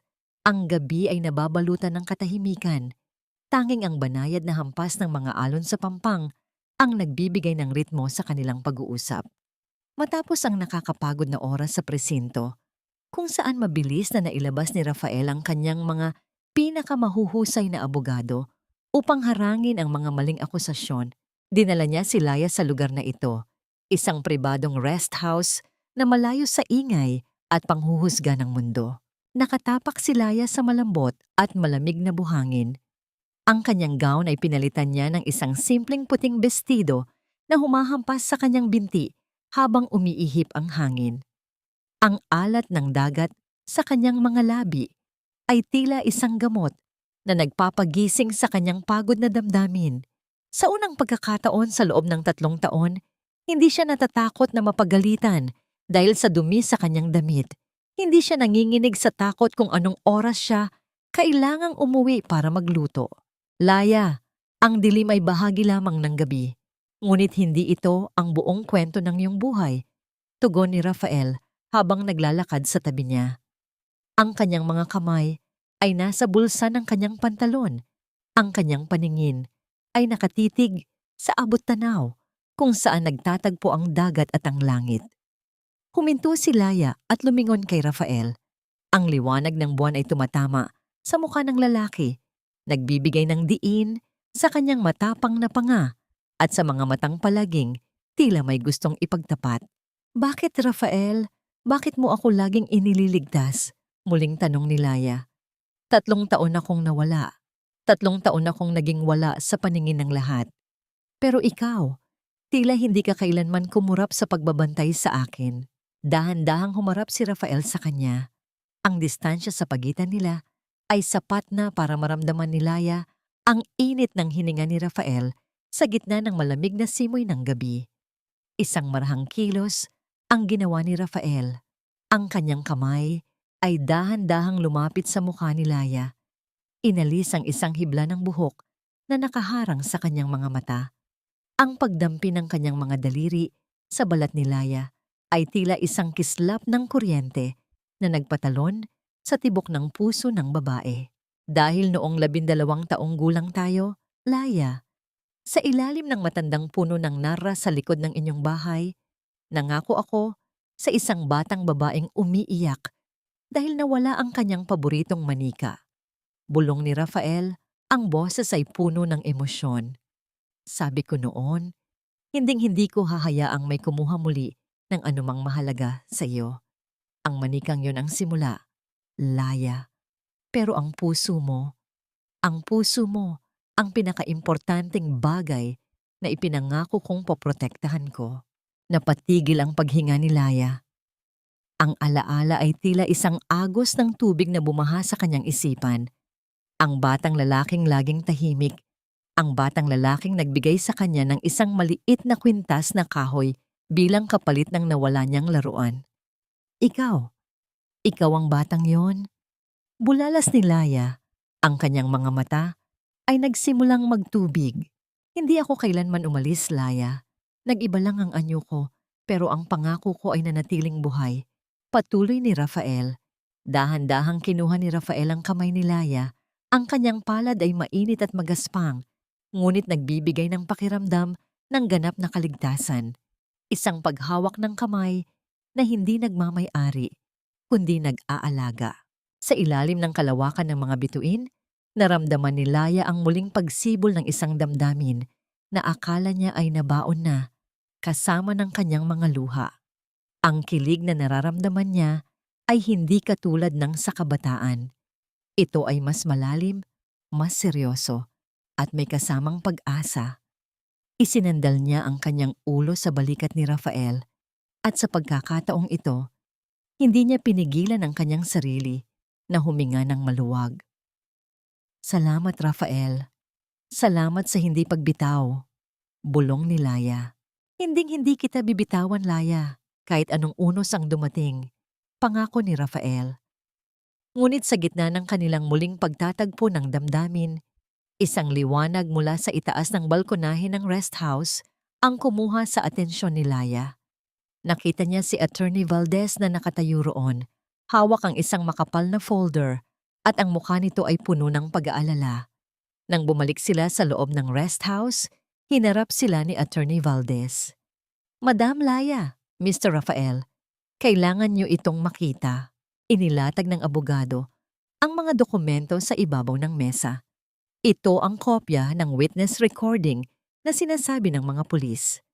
Sa una, boses lamang ng kanyang lolo ang naririnig, mahina, at tila naghihingalo.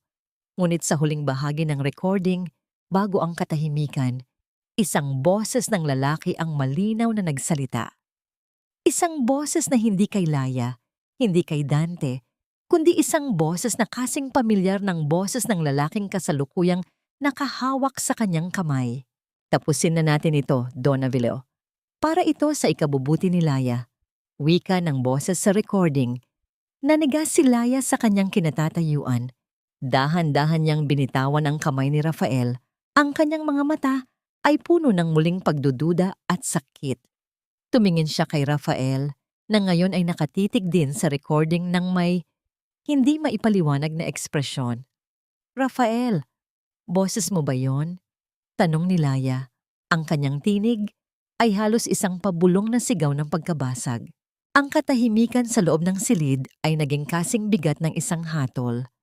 Ang lalaking sumumpa ng proteksyon ay tila siya ring lalaking may kinalaman sa huling hininga ng taong pinakamahal ni Laya. Muli bang maglalaho ang pag-asang sisibol pa lang? O ito ay isa na namang masalimuot na bitag na inihanda ng tadhana? Walang hiyang babae ka. Akala mo ba nakuha mo na ang lahat?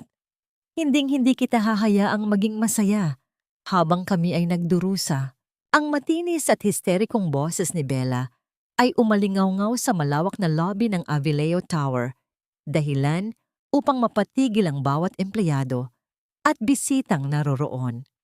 Ang marahas na pagtulak niya sa mga security guard ay lumikha ng isang kaguluhan na mabilis na naging sentro ng atensyon. Nakasuot si Bella ng isang gusot na damit. Ang kanyang makeup ay kalat sa mukha dahil sa luha at galit. Tila isang hayop na nasusukol at handang mangagat ng sinumang lalapit. Sa itaas ng mezzanine, nakatayo si Laya. Pinagmamasdan ang eksena ng may malamig na mukha. Sa kanyang tabi ay si Rafael, na ang presensya ay tila isang aninong bumabalot sa kanya. Isang aninong kanina lamang ay pinagmulan ng kanyang matinding pagdududa dahil sa narinig na recording. Ngunit sa harap ng banta ni Bella, kailangang isantabi muna ni Laya ang kanyang personal na sugat. Madam Chairwoman, hayaan niyo pong ilabas namin siya. Wika ng head security sa kanyang walkie-talkie. Hayaan niyo siya. Malamig na tugon ni Laya. Papanhikin niyo siya rito. Gusto kong marinig ng lahat ang huling alas na ipinagmamalaki niya. Pagpasok ni Bella sa opisina ni Laya, agad siyang sumugod sa harap ng mesa. Ang kanyang mga mata ay nanlilisik sa puot. Sinundan siya ng ilang mga reporter na kanina pa pala niya tinawagan upang gawa ng iskandalo ang pagkatao ni Laya. Tingnan niyo ang babaeng ito, sigaw ni Bella sa mga kamera. Ang dakilang Laya Avileo na hinahangaan niyo ay isang mang-aagaw. Sinira niya ang pamilya namin ni Dante. Ginagamit niya ang kapangyarihan niya para pahirapan ang isang buntis na babaeng katulad ko. Isang bulungan ang gumuhit sa silid. Ang mga empleyado ay nagsimulang magtinginan. Sa kultura ng mga Pilipino, ang usapin ng kabit at pamilya ay laging sensitibo at alam ni Bella na ito ang kanyang tanging paraan para sirain ang reputasyon ni Laya. Dahan-dahang tumayo si Laya mula sa kanyang upuan. Ang kanyang bawat galaw ay puno ng dignidad, isang matinding kaibahan sa pagiging palengkera ni Bella. Lumapit siya sa babae, hindi upang saktan ito, kundi upang harapin ang kasinungalingan ng mata sa mata. "Buntis, Bella?" Mahinahong tanong ni Laya, ngunit ang bawat salita ay may dalang bigat ng katotohanan. Iyan din ang sinabi mo kay Dante noong nakaraang gabi, habang ninanakawan mo ang kanyang ina, hindi ba? Ang drama ng pagiging biktima ay hindi natatalab sa akin. Nagsisinungaling siya. May dala akong ebidensya. Hiyaw ni Bella habang naglalabas ng isang piraso ng papel na tila isang ultrasound report. Kinuha ni Laya ang papel at marahan itong tiningnan bago ibinigay kay Attorney Valdez. Isang mapait na ngiti ang sumilay sa mga labi ng chairwoman. "Attorney Valdez, pakibasa ang report na hawak ko ngayon mula sa ating Medical Verification Unit." Utos ni Laya. Tumikhim ang abogado at binasa ang dokumento sa harap ng mga reporter. Ang dokumentong ipinapakita ni Miss Bella ay isang peke. Ayon sa record ng mismong ospital na nakasaad dito, ang pasyenteng nagngangalang Bella ay sumailalim sa isang procedure 3 taon na ang nakalilipas na nagpapatunay na hindi na siya kailanman maaring magdalang tao. At narito rin ang ebidensya ng kanyang pagnanakaw sa pamilyang Alcantara bago siya tumakas. Natahimik ang buong silid. Ang mukha ni Bella ay naging kasing puti ng papel. Ang kanyang huling alas ay naging isang boomerang na bumalik sa kanya ng may mas matinding puwersa. "Hindi lang yan, Bella." Patuloy ni Laya, ang kanyang boses ay tila isang hatol ng kamatayan. "Mayroon din kaming ebidensya na ikaw ang nag-utos na sirain ang brake ng sasakyan ng aking lolo noong nakaraang buwan, sa pag-aakalang mapapabilis ang iyong pagyaman kung mamamatay siya at mapupunta ang lahat kay Dante." Ang mga reporter ay nagsimulang kumuha ng litrato kay Bella, hindi na bilang biktima, kundi bilang isang kriminal. Ang mga flash ng kamera ay tila mga kidlat na tumatama sa kanyang pagkatao. Sa isang sandali, bumigay ang mga tuhod ni Bella at napaluhod siya sa sahig, humihikbi at nagsusumamo. "Laya, patawarin mo ako. Nagawa ko lang yon dahil sa hirap." Pagmamakaawa nito. "Ang hirap ay hindi rason para pumatay at magnakaw," sagot ni Laya habang tinitingnan ang mga pulis na papasok sa silid. "Ilabas niyo na siya."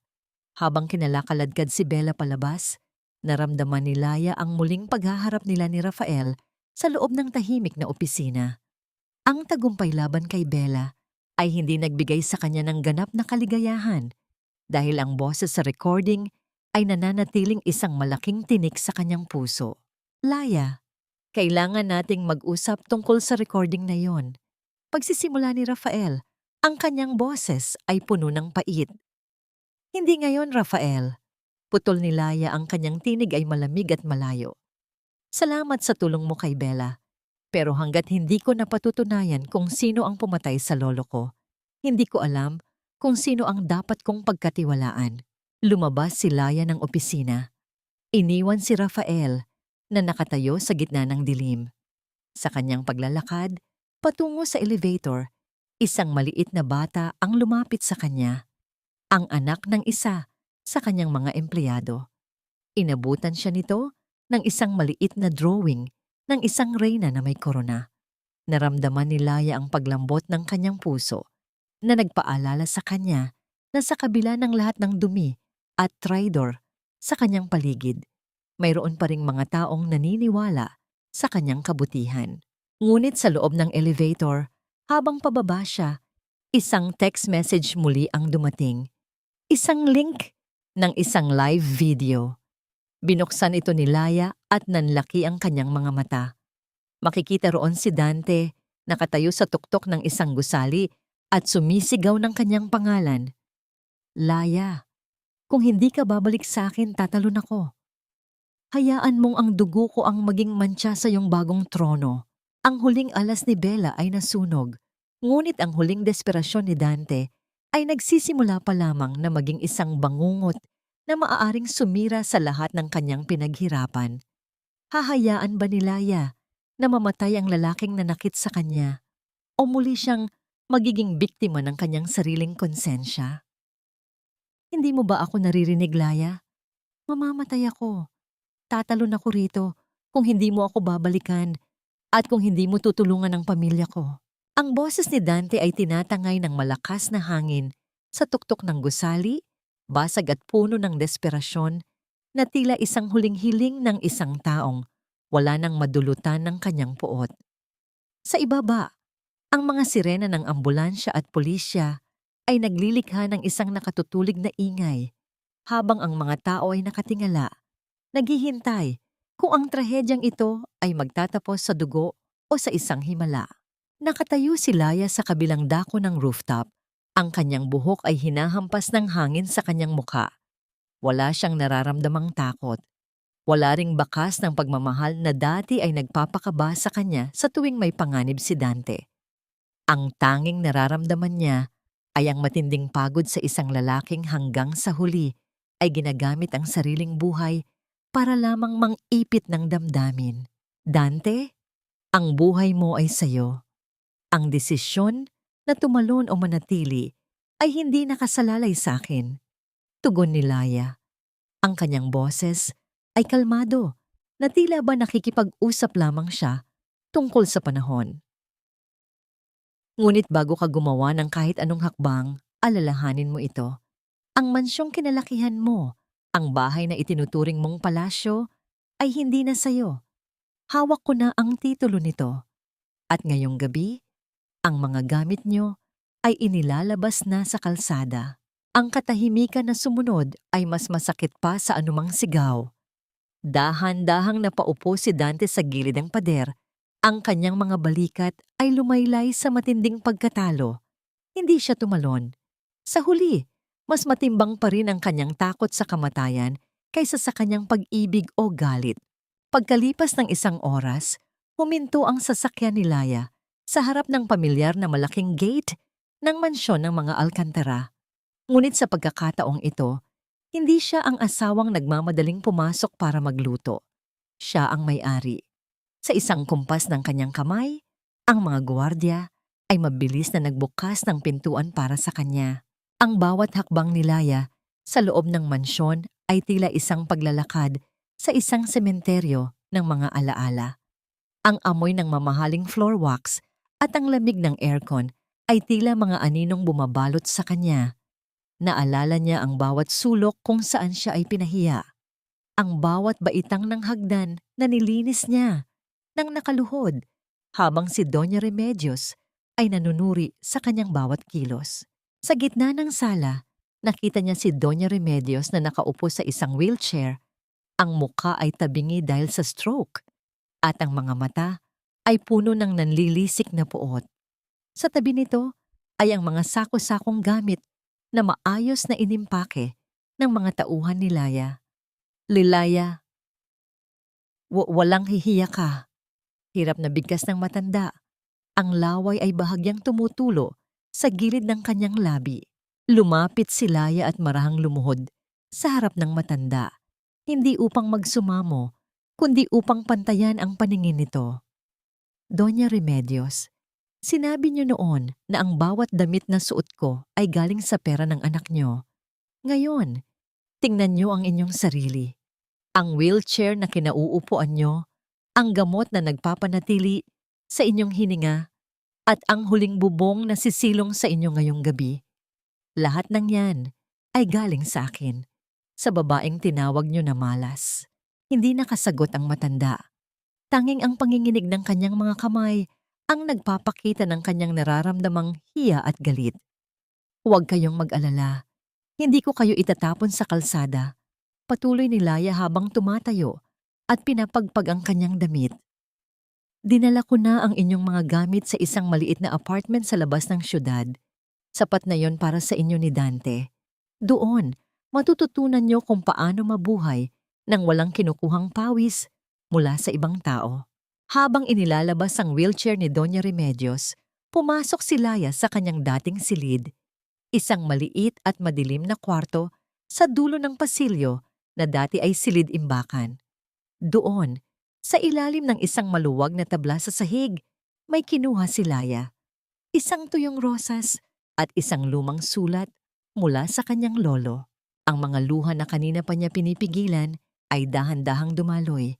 Hindi ito luha ng lungkot, kundi luha ng isang pagtatapos. Sa maliit na kwartong ito, kung saan siya ay nanalangin ng pag-ibig na kailanman ay hindi ibinigay, sa wakas ay nahanap na niya ang kanyang sarili. Laya. Isang boses mula sa pinto ang nagpalingon sa kanya. Si Rafael. Nakatayo ang lalaki sa pintuan. Ang mga mata ay puno ng pag-unawa. Hindi siya lumapit. Hinayaan niya muna si Laya na damhin ang huling hininga ng kanyang nakaraan. Tapos na, Rafael. Wala na ang kuta na kumulong sa akin. Bulong ni Laya habang hawak ang sulat. Hindi, Laya. Ngayon pa lang nagsisimula ang iyong tunay na paglalakbay. Tugon ni Rafael habang dahan-dahang lumalapit upang alalayan siya. Ngunit bago sila makalabas ng kwarto, napansin ni Laya ang isang kakaibang bagay sa likod ng lumang aparador na inilipat ng mga tauhan niya. Isang maliit na safe na nakabaon sa pader na may nakasulat na pangalan ng kanyang lolo at ang petsa ng kanyang kasal kay Dante. Nanginginig ang mga kamay ni Laya habang sinusubukang buksan ito gamit ang susing ibinigay ni Rafael sa kanya noong nakaraang gabi. Nang bumukas ang pinto ng safe, ang tumambad sa kanya ay hindi ginto o pera, kundi isang serye ng mga larawan ni Dante at Bella na magkasama na bago pa man ang kasal ni Laya. At sa likod ng mga larawan, may isang piraso ng papel na may pirma ni Rafael. Siniyasat mo sila bago pa tayo ikasal? Tanong ni Laya. Ang kanyang boses ay puno ng bagong takot. Alam mo na lolokohin nila ako, pero hinayaan mo pa rin akong pumasok sa impyernong ito? Tumingin si Rafael ng diretso sa kanya. Ang katahimikan nito ay tila isang kumpisal. Sa gitna ng bahay na akala niya ay kanya na, naramdaman ni Laya ang muling pagguho ng kanyang tiwala. Sino ba talaga ang tunay na kaaway? Ang taong harap-harapang nanakit sa kanya o ang taong nanood habang siya ay nasasaktan para lamang sa isang mas malaking plano? Bakit, Rafael? Bakit kailangang dumanas ako ng 3 taon ng impyerno kung alam mo naman pala ang totoo mula pa noong simula? Ang boses ni Laya ay gumaralgal, isang kombinasyon ng matinding sakit at pagkadismaya. Hawak niya ang mga larawan ni Dante at Bella, mga larawang may petsang bago pa ang kanyang kasal, at ang papel na may pirma ni Rafael. Ang maliit at madilim na kwartong yon, na dati ay nagsisilbing kanlungan niya mula sa kalupitan ng mga alkantara, ngayon ay tila naging isang silid ng paghuhukom. Ang bawat alikabok na sumasayaw sa liwanag ng kanyang flashlight ay tila mga saksi sa isang mas malalim na pagtataksil. Nakatayo si Rafael sa tapat niya. Ang mukha ay nababalot ng anino, ngunit ang kanyang mga mata ay hindi kumukurap. Walang pagtatangka na umiwas, walang balak na magsinungaling. Ang kanyang katahimikan ay tila isang kumpisal na mas masakit pa sa anumang paliwanag. Laya, makinig ka. Simula ni Rafael, ang boses ay mababa at puno ng pait. Iyon ang huling hiling ng iyong lolo, isang kasunduan na kailangang tuparin sa ilalim ng isang sumpa ng katapatan. Kasunduan? Ang saktan ako? Ang hayaan akong maging alipin sa bahay na ito? Isang mapait na tawa ang kumawala sa mga labi ni Laya habang dahan-dahang nalalaglag ang mga larawan sa sahig. Ang tunog ng pagbagsak ng mga papel ay tila huling pintig ng kanyang tiwala. Ginamit niyo ako. Ginawa niyo akong pain para sa isang leksyon na hindi ko naman hiningi. Hindi iyon ang layunin, Laya. Humakbang si Rafael palapit ngunit mabilis na umatras ang babae. Sinabi ng lolo mo na ang tunay na ginto ay kailangang dumaan sa apoy. Alam niya ang ugali ni Dante at alam niya na kung pipigilan ka niya, hindi mo matututunan kung paano tumayo sa sarili mong mga paa. Binantayan kita, Laya. Bawat gabi, bawat luha mo, nararamdaman ko. Pero bawal akong makialam hanggat hindi natatapos ang itinakdang panahon. Binantayan mo ako habang nasasaktan ako. Anong klasing pag-ibig iyan, Rafael? Ang tanong ni Laya ay tila isang laso na dumadaloy sa hangin. Ang pag-ibig ay hindi nanonood habang nadudurog ang taong mahal niya. Ang pag-ibig ay sumasagip. Bago pa makasagot si Rafael, isang kakaibang ingay ang nanggaling sa labas ng mansyon. Hindi ito tunog ng hangin o ng mga tuyong dahon. Ito ay ang tunog ng mabilis na pagtakbo ng mga paa sa semento ng driveway. Ang mga tauhan ni Laya na nakatalaga sa labas ay tila nagkakagulo. Biglang bumukas ang pinto ng kwarto at pumasok si Attorney Valdez. Hingal na hingal. Madam Laya, Mr. Rafael, kailangan niyo pong lumabas. May mga hindi kilalang lalaki na pumasok sa compound. Mukhang mga bayarang tauhan ni Bella at ng mga kasosyo ni Dante na nagagalit sa pagbawi ng mga ari-arian. Naramdaman ni Laya ang muling pagbilis ng tibok ng kanyang puso. Ngunit sa pagkakataong ito, hindi ito dahil sa takot, kundi dahil sa pagod. Pagod na siyang maging biktima. Ngunit bago pa siya makakilos, isang anino ang mabilis na dumaan sa bintana at ang tunog ng pagkabasag ng salamin ay umalingaw-ngaw sa buong silid. Mabilis na hinila ni Rafael si Laya patungo sa kanyang likuran, ginagamit ang sariling katawan bilang kalasag. Ang mga piraso ng bubog ay tumalsik sa kung saan-saan, at ang isa rito ay nag-iwan ng hiwa sa braso ni Rafael. Hindi man lang ito ininda ng lalaki. Ang kanyang paningin ay nakatuon sa bintana. Ang kanyang mga kamay ay nakakuyom, handang protektahan ang babaeng kasalukuyang nagdududa sa kanya. Attorney Valdez, dalhin mo si Laya sa secret passage sa ilalim ng library. Ngayon din. Utos ni Rafael. Ang boses ay puno ng awtoridad na hindi matatawaran. Paano ka, Rafael? Naitanong ni Laya. Sa kabila ng kanyang galit, ang pangamba ay sumilay sa kanyang mga mata. Huwag mo akong alalahanin. Sapat na ang 3 taon na pinanood kitang masaktan. Ngayong gabi, ako naman ang tatanggap ng lahat ng sakit para sa'yo. Tugon ni Rafael nang hindi lumingon. Ang makita ang lalaking kinamumuhian niya dahil sa lihim nito na handang ibuwis ang buhay para sa kanyang kaligtasan. Sa gitna ng kaguluhan, naramdaman ni Laya ang init ng kamay ni Rafael sa kanyang palad sa huling pagkakataon bago siya tuluyang hinila ni Attorney Valdez patungo sa dilim ng lihim na lagusan. Habang tumatakbo sa ilalim ng lupa, ang boses ni Rafael ay tila umaalingaw-ngaw pa rin sa kanyang isipan. Mayroon pa ring isang folder na naiwan sa sahig ng kwarto. Isang folder na hindi pa nabubuksan ni Laya.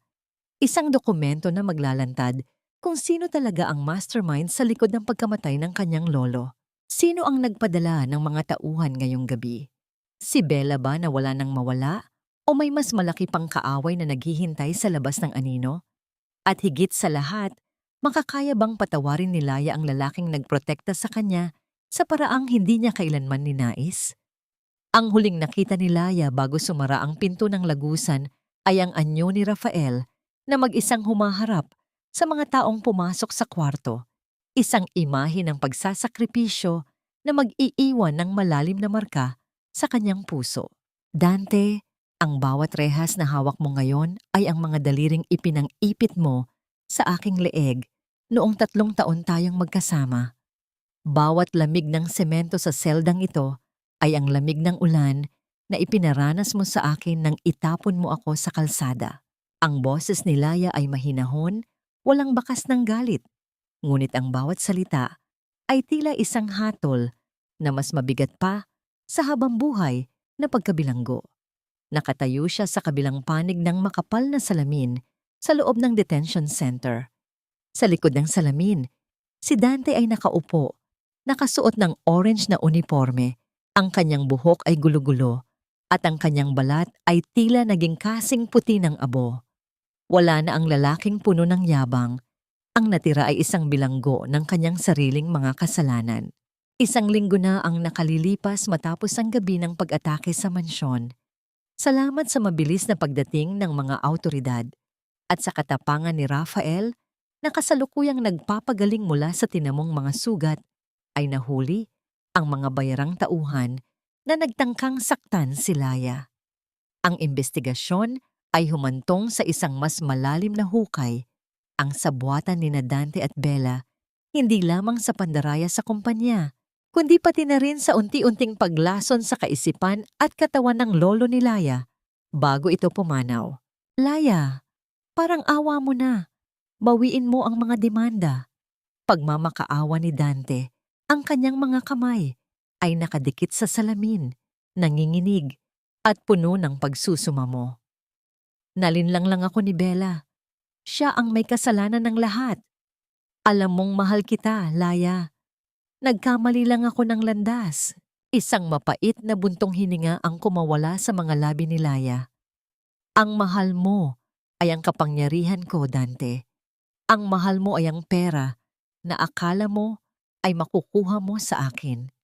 Ang pag-ibig ay hindi nananakit, hindi nagnanakaw, at hindi pumapatay ng dangal ng iba. Inilabas ni Laya ang isang huling dokumento mula sa kanyang bag, ang pinal na hatol ng korte tungkol sa lahat ng ari-arian ng mga Alcantara.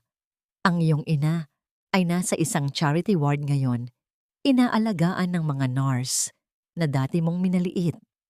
Ang kumpanya mo ay tuluyan ng binili ng Avileo at ginawa naming isang foundation para sa mga biktima ng pang-aabuso. Wala ka nang babalikan, Dante, kahit ang pangalan mo ay mabubura na sa kasaysayan ng industriyang ito. Huwag mong gawin ito sa akin, Laya! Nagsimulang sumigaw si Dante. Ang kanyang boses ay tila isang hayop na nasusukol habang hinahatak siya ng mga jail guard pabalik sa loob. Ang tunog ng mga kadena na humihila sa kanyang mga paa sa semento ay tila isang malungkot na musika ng karma. Habang naglalakad si Laya palabas ng kulungan, ang sikat ng araw ay tumama sa kanyang mukha. Naramdaman niya ang init nito, isang pakiramdam ng ganap na pagpapalaya. Ang bawat hakbang niya palayo sa gusaling iyon ay tila pagtatapon ng bawat piraso ng sakit na dinala niya sa loob ng 3 taon. Pumasok siya sa loob ng sasakyan kung saan naghihintay si Rafael. May benda pa ang braso nito, ngunit may ngiti na sa kanyang mga labi, na nagpatunay na ang hustisya ay hindi lamang tungkol sa pagpapakulong sa kaaway, kundi sa pagyakap sa mga taong nanatili sa iyong tabi sa gitna ng unos. Tapos na, Rafael. Wala na ang mga anino? Bulong ni Laya habang marahang hinahawakan ng kamay ng lalaki. Ngunit may isa pa tayong kailangang puntahan, Laya. Wika ni Rafael, ang boses ay seryoso. Nahuli na si Bella sa paliparan bago pa siya makalabas ng bansa. Pero bago siya dinala sa presinto, may iniwan siyang huling mensahe para sa'yo, tungkol sa iyong lolo, at sa totoong dahilan kung bakit niya pinili si Dante para sa'yo. Naramdaman ni Laya ang muling paglamig ng kanyang pakiramdam. Ang karma ay tila may huling twist na hindi niya inaasahan. Ano ang lihim na itinago ng kanyang lolo na naging dahilan ng lahat ng kanyang pagdurusa? At handa na ba siyang harapin ang katotohanan na baka ang lahat ng kanyang pinagdaanan ay bahagi ng isang mas masakit na plano para sa kanyang kaligtasan? Habang ang sasakyan ay bumabaybay patungo sa huling hantungan ng katotohanan, naramdaman ni Laya na ang laban para sa kanyang dangal ay tapos na, ngunit ang laban para sa kanyang kapayapaan ay kasisimula pa lamang. Lolo, bakit kailangang sa ganitong paraan mo ako turuan? Bakit kailangang dumaan ako sa ganitong klaseng hapdi para lang matuklasan ang sarili kong lakas? Ang bulong ni Laya ay tila naging bahagi na ng mahinahong ihip ng hangin sa loob ng himlayan ng kanyang lolo. Nakatayo siya sa harap ng puting marmol na puntod, hawak ang isang pumpon ng mga sariwang puting liryo. Ang sikat ng araw ay Marahang tumatagos sa mga dahon ng malalaking puno, nagbibigay ng mga anino na tila sumasayaw sa paligid. Wala na ang ulan, wala na ang dilim.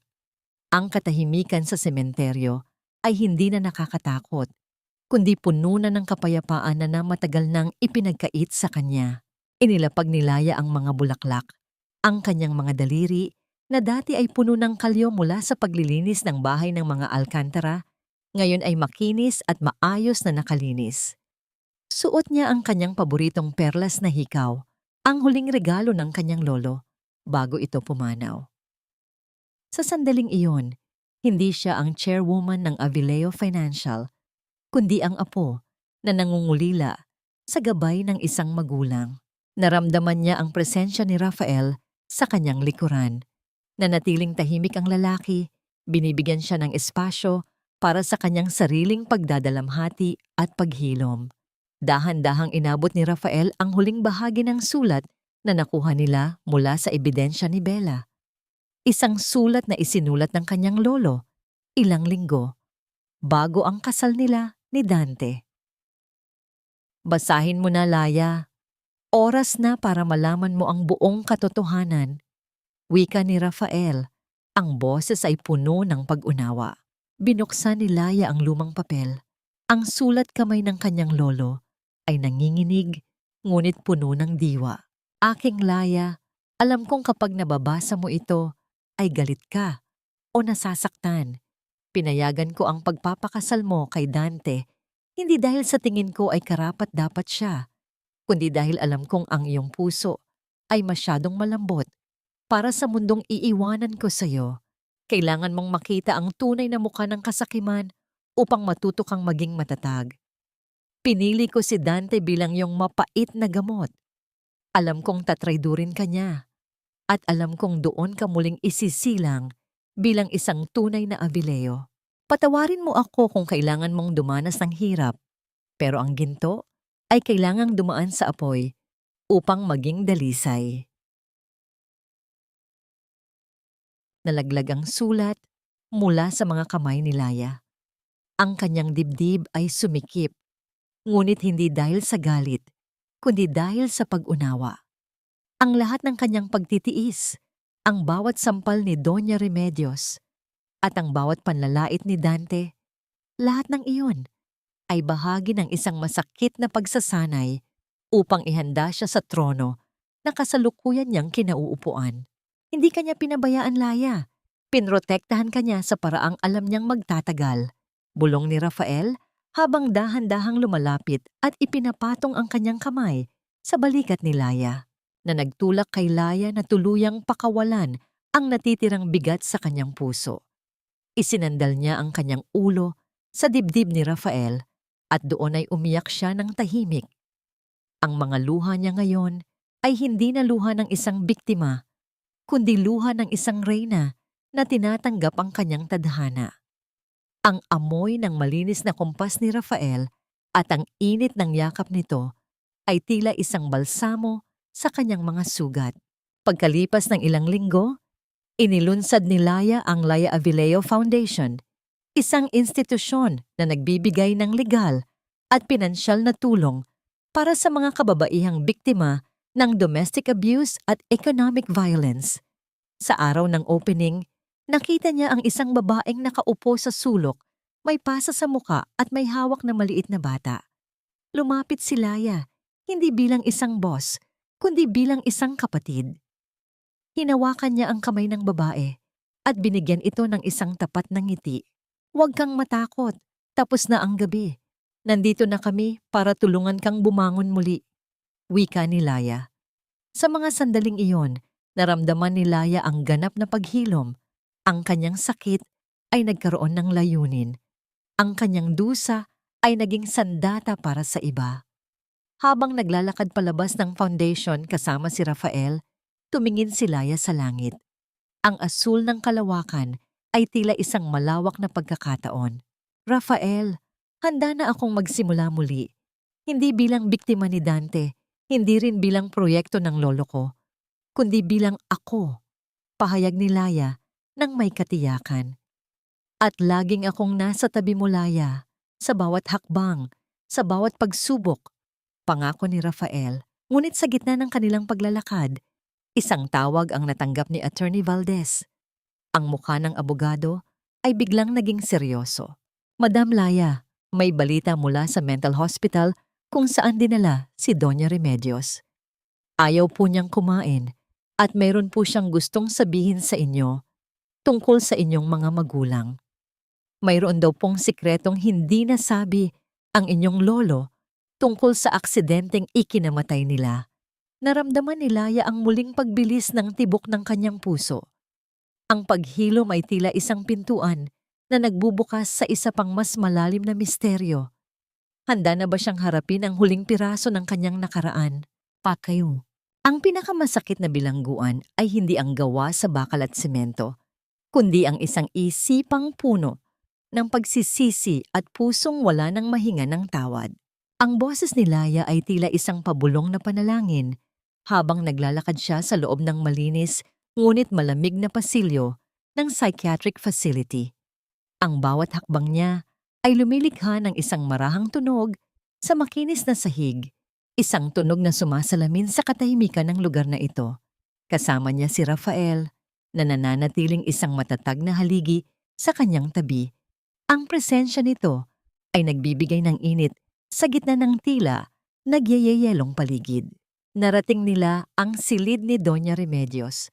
Pagpasok nila, tumambad sa kanila ang isang babaeng nakaupo sa tabi ng bintana.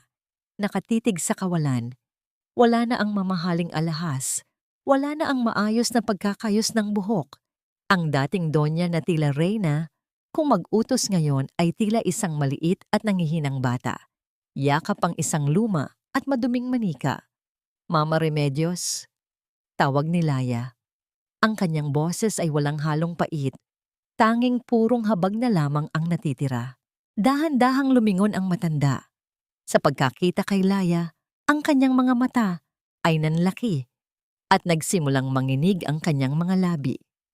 Ang mga luhang dati ay ipinagkakait niya ngayon ay malayang dumadaloy sa kanyang kulubot na pisngi.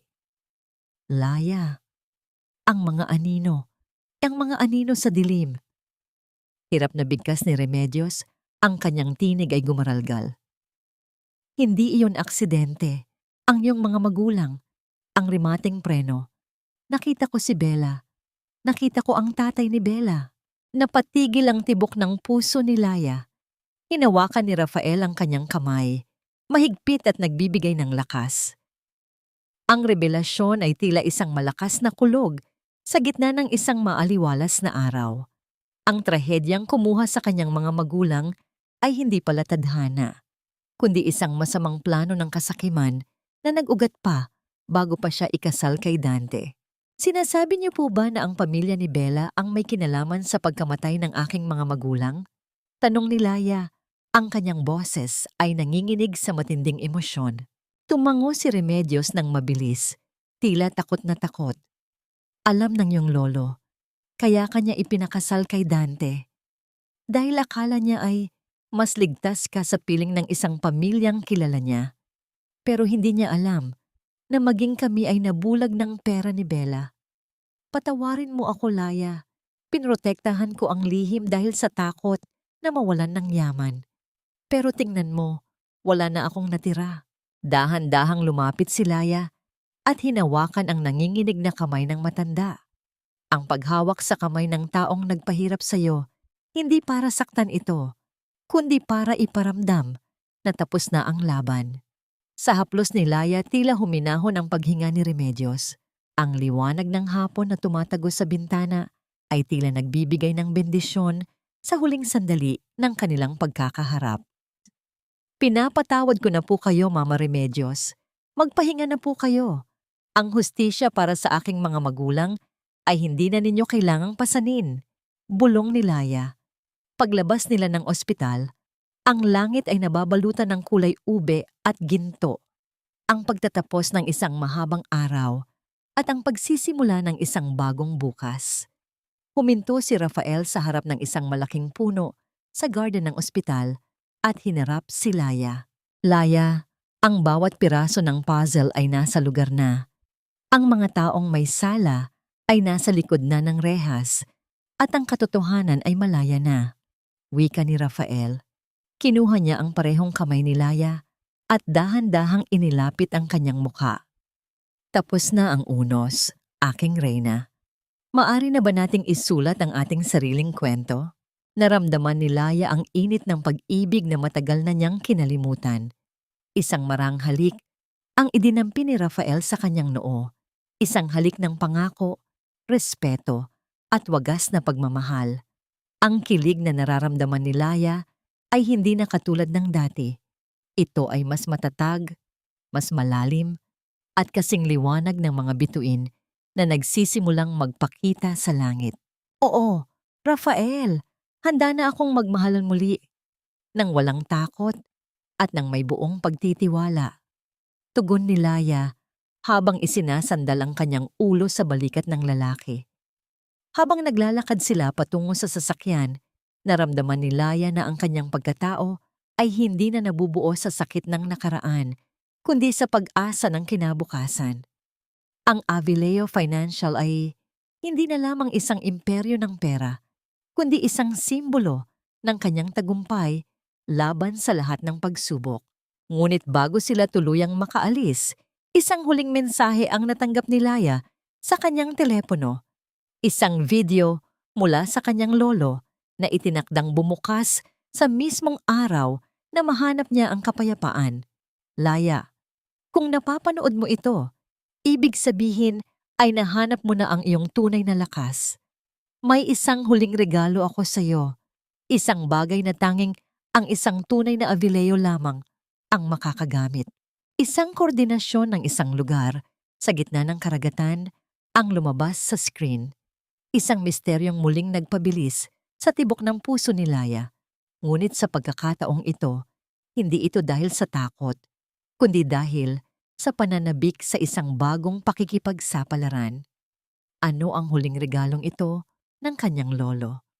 At ito ba ang magiging susi sa kanilang ganap na kaligayahan ni Rafael?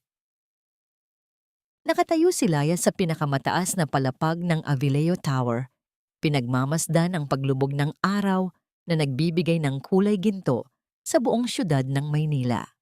Ang salaming dingding sa kanyang harap ay tila isang malaking bintana patungo sa mundong dati ay nagkait sa kanya ng puwang.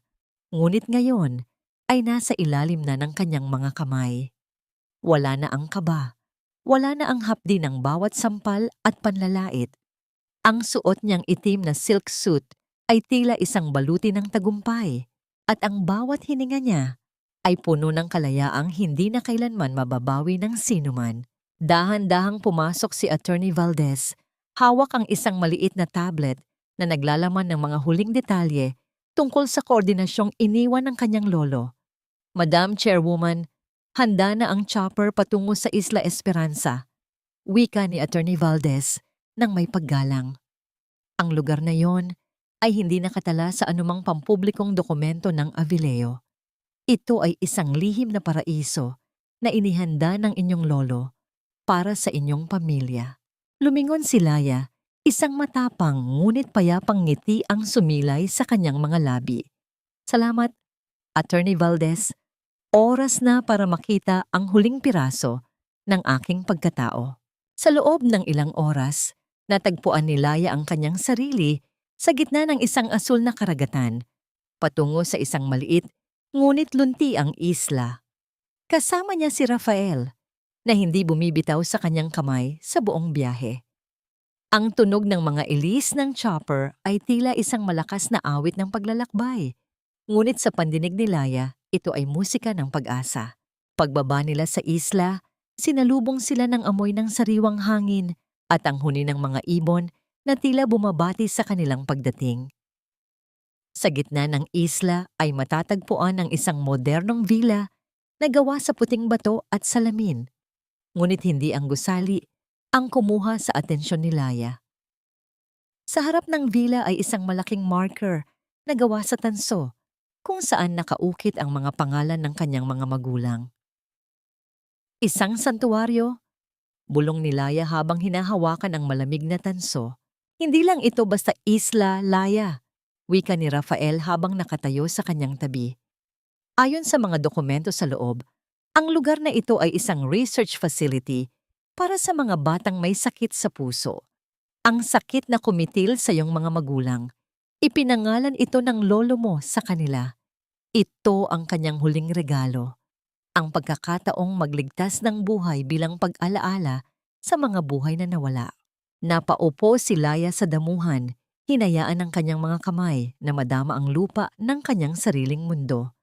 Ang pagiging reyna ay hindi tungkol sa pag-upo sa isang gintong trono sa gitna ng syudad, kundi ang pagkakaroon ng kakayahang magbigay ng pag-asa sa mga taong nasa gitna ng dilim. Dito, sa islang ito, naramdaman ni Laya ang ganap na presensya ng kanyang pamilya. Rafael, dito ko gustong itayo ang sentro ng ating foundation. Pahayag ni Laya habang nakatitig sa dagat. Gusto kong ang Isla Esperanza ay maging simbolo na kahit gaano kalakas ang bagyo, palaging may islang naghihintay para sa mga pagod na kaluluwa. Lumapit si Rafael at marahang hinalikan ang kamay ni Laya. Gagawin natin iyan ng magkasama, Laya. Wala nang magiging alipin, wala nang magiging biktima. Tayo na ang susulat ng sarili nating tadhana. Sa huling sandali ng kanilang pananatili sa isla, bago bumalik sa syudad upang harapin ang huling paghuhukom kina Dante at Bella, kinuha ni Laya ang kanyang wedding ring mula sa kanyang bulsa, ang huling simbolo ng kanyang nakaraan. Marahan niya itong inihagis sa kailaliman ng dagat. Ang tunog ng paglubog nito sa tubig ay tila ang huling tuldok sa isang madilim na kabanata ng kanyang buhay. Paalam, Dante. Paalam sa babaeng mahina. Bulong ni Laya sa hangin. Habang naglalakad sila pabalik sa chopper, naramdaman ni Laya ang isang kakaibang lakas. Siya na ang nagpapatakbo ng sarili niyang buhay. Siya ang reyna ng kanyang sariling mundo. Ang kanyang paglalakbay mula sa putik patungo sa trono ay tapos na, at ang bukas ay kasing liwanag ng araw na sumisikat sa kabilang dako ng mundo. Ngunit sa kanyang paglingon sa villa, napansin ni Laya ang isang anino sa bintana ng library. Isang anyo ng isang lalaki na tila nagmamasid sa kanila. Isang lalaking may suot na unipormeng pamilyar sa kanya. Isang unipormeng isinusuot lamang ng mga tauhan ng kanyang lolo na matagal na raw nawala. Sino ang taong yon na nananatili sa isla? At mayroon pa bang mas malalim na lihim ang kanyang lolo na hindi pa nabubunyag sa kabila ng lahat ng kanyang tagumpay? Isang huling misteryo ang nananatiling nakabitin sa hangin. Tila isang hamon na ang bawat pagtatapos ay simula lamang ng isang bagong kwento. Isang taon na ang lumipas mula nang tumila ang pinakamalakas na bagyo sa buhay ni Laya. Sa balkonahe ng kanyang villa sa Isla Esperanza, nakatayo ang isang babaeng hindi na matatawag na biktima ng tadhana. Ang kanyang suot na asul na bestidong sutla ay marahang hinihipan ng preskong hangin ng dagat, tila isang pagsayaw ng kalayaan sa ilalim ng dapit hapon. Wala na ang kaba sa kanyang dibdib sa tuwing may maririnig na yabag ng paa. Wala na ang panunuyo ng lalamunan sa tuwing may magtataas ng boses. Ang bawat linyang makikita sa kanyang mukha ay hindi na mga marka ng pagdurusa, kundi mga guhit ng karunungan at ganap na paghilom. Sa loob ng isang taon, ang Avileo Financial ay naging higit pa sa isang kumpanya ng pera. Sa ilalim ng pamumuno ni Laya, ito ay naging kanlungan ng libu-libong kababaihan na dumanas ng katulad niyang pait. Ang bawat sentimong kinita niya ay tila naging gamot na nagpatuyo sa mga luha ng mga pusong dati ay sugatan. At ang Isla Esperanza, ito ay naging isang buhay na monumento ng pag-asa. Isang lugar kung saan ang mga pangarap na akala ay patay na ay muling binibigyan ng pagkakataong sumibol. Dahan-dahang lumapit si Rafael mula sa kanyang likuran. Dala ang isang tasa ng mainit na tsa. Hindi na kailangan ni Laya na lumingon para malaman na ang kanyang kakampi at kabiyak ay naroon na.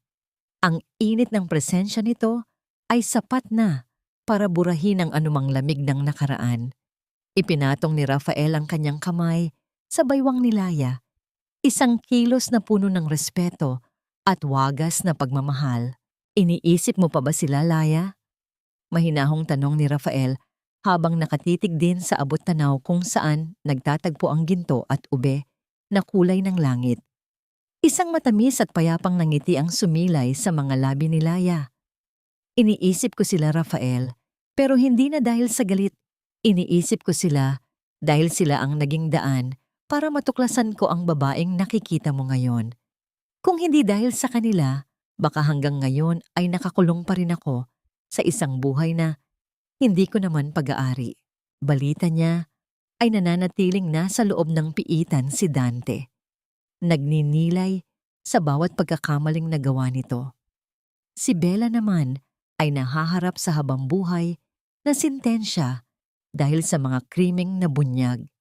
At si Doña Remedios, ang matanda, ay nananatili sa pasilidad ng mga doktor, namumuhay sa isang mundo ng mga anino kung saan ang tanging kaibigan niya ay ang sariling pagsisisi. Ngunit para kay Laya, ang mga pangalang iyon ay tila mga karakter na lamang sa isang lumang aklat na matagal na niyang natapos basahin. Nahanap mo na ba ang kapayapaan na hinahanap mo, aking reyna? Bulong ni Rafael habang dahan-dahang inihilig ang kanyang ulo sa balikat ni Laya. Higit pa sa kapayapaan, Rafael, nahanap ko ang aking sarili. Tugon ni Laya. Ang kanilang mga kamay ay magkahawak, ang kanilang mga daliri ay magkasalikop na tila isang simbolo ng isang pangakong hindi na kailanman mabubuwag. Pinatawad ko na sila. Hindi dahil karapat-dapat sila, kundi dahil karapat-dapat ako sa isang buhay na walang dalang mabigat na bagahe ng puot. Sa gitna ng katahimikan ng isla, tanging ang banayad na paghampas ng mga alon sa pampang ang nagbibigay ng tunog. Ang misteryosong lalaking nakita ni Laya noon sa bintana ng library ay lumitaw na pala.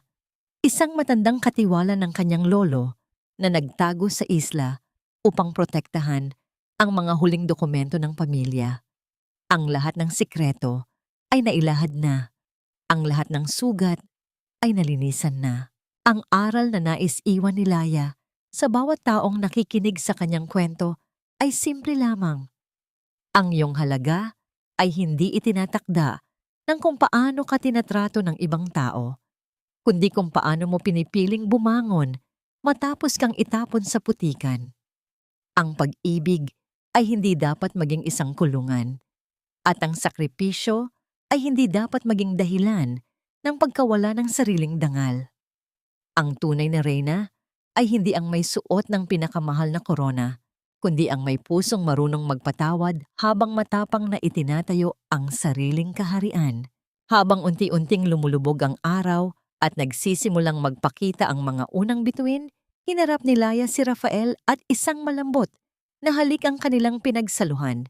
Isang halik na naghuhudyat ng isang bagong simula. Ang pagbangon ni Laya ay hindi na isang kwento ng paghihiganti, kundi isang awit ng muling pagsilang. Dito, sa Isla Esperanza, ang reyna ay hindi na nag-iisa, at ang bukas ay hindi na isang nakakatakot na misteryo, kundi isang magandang pangako na handa na niyang yakapin, kasama ang lalaking nagturo sa kanya na ang tunay na pag-ibig ay laging marunong maghintay.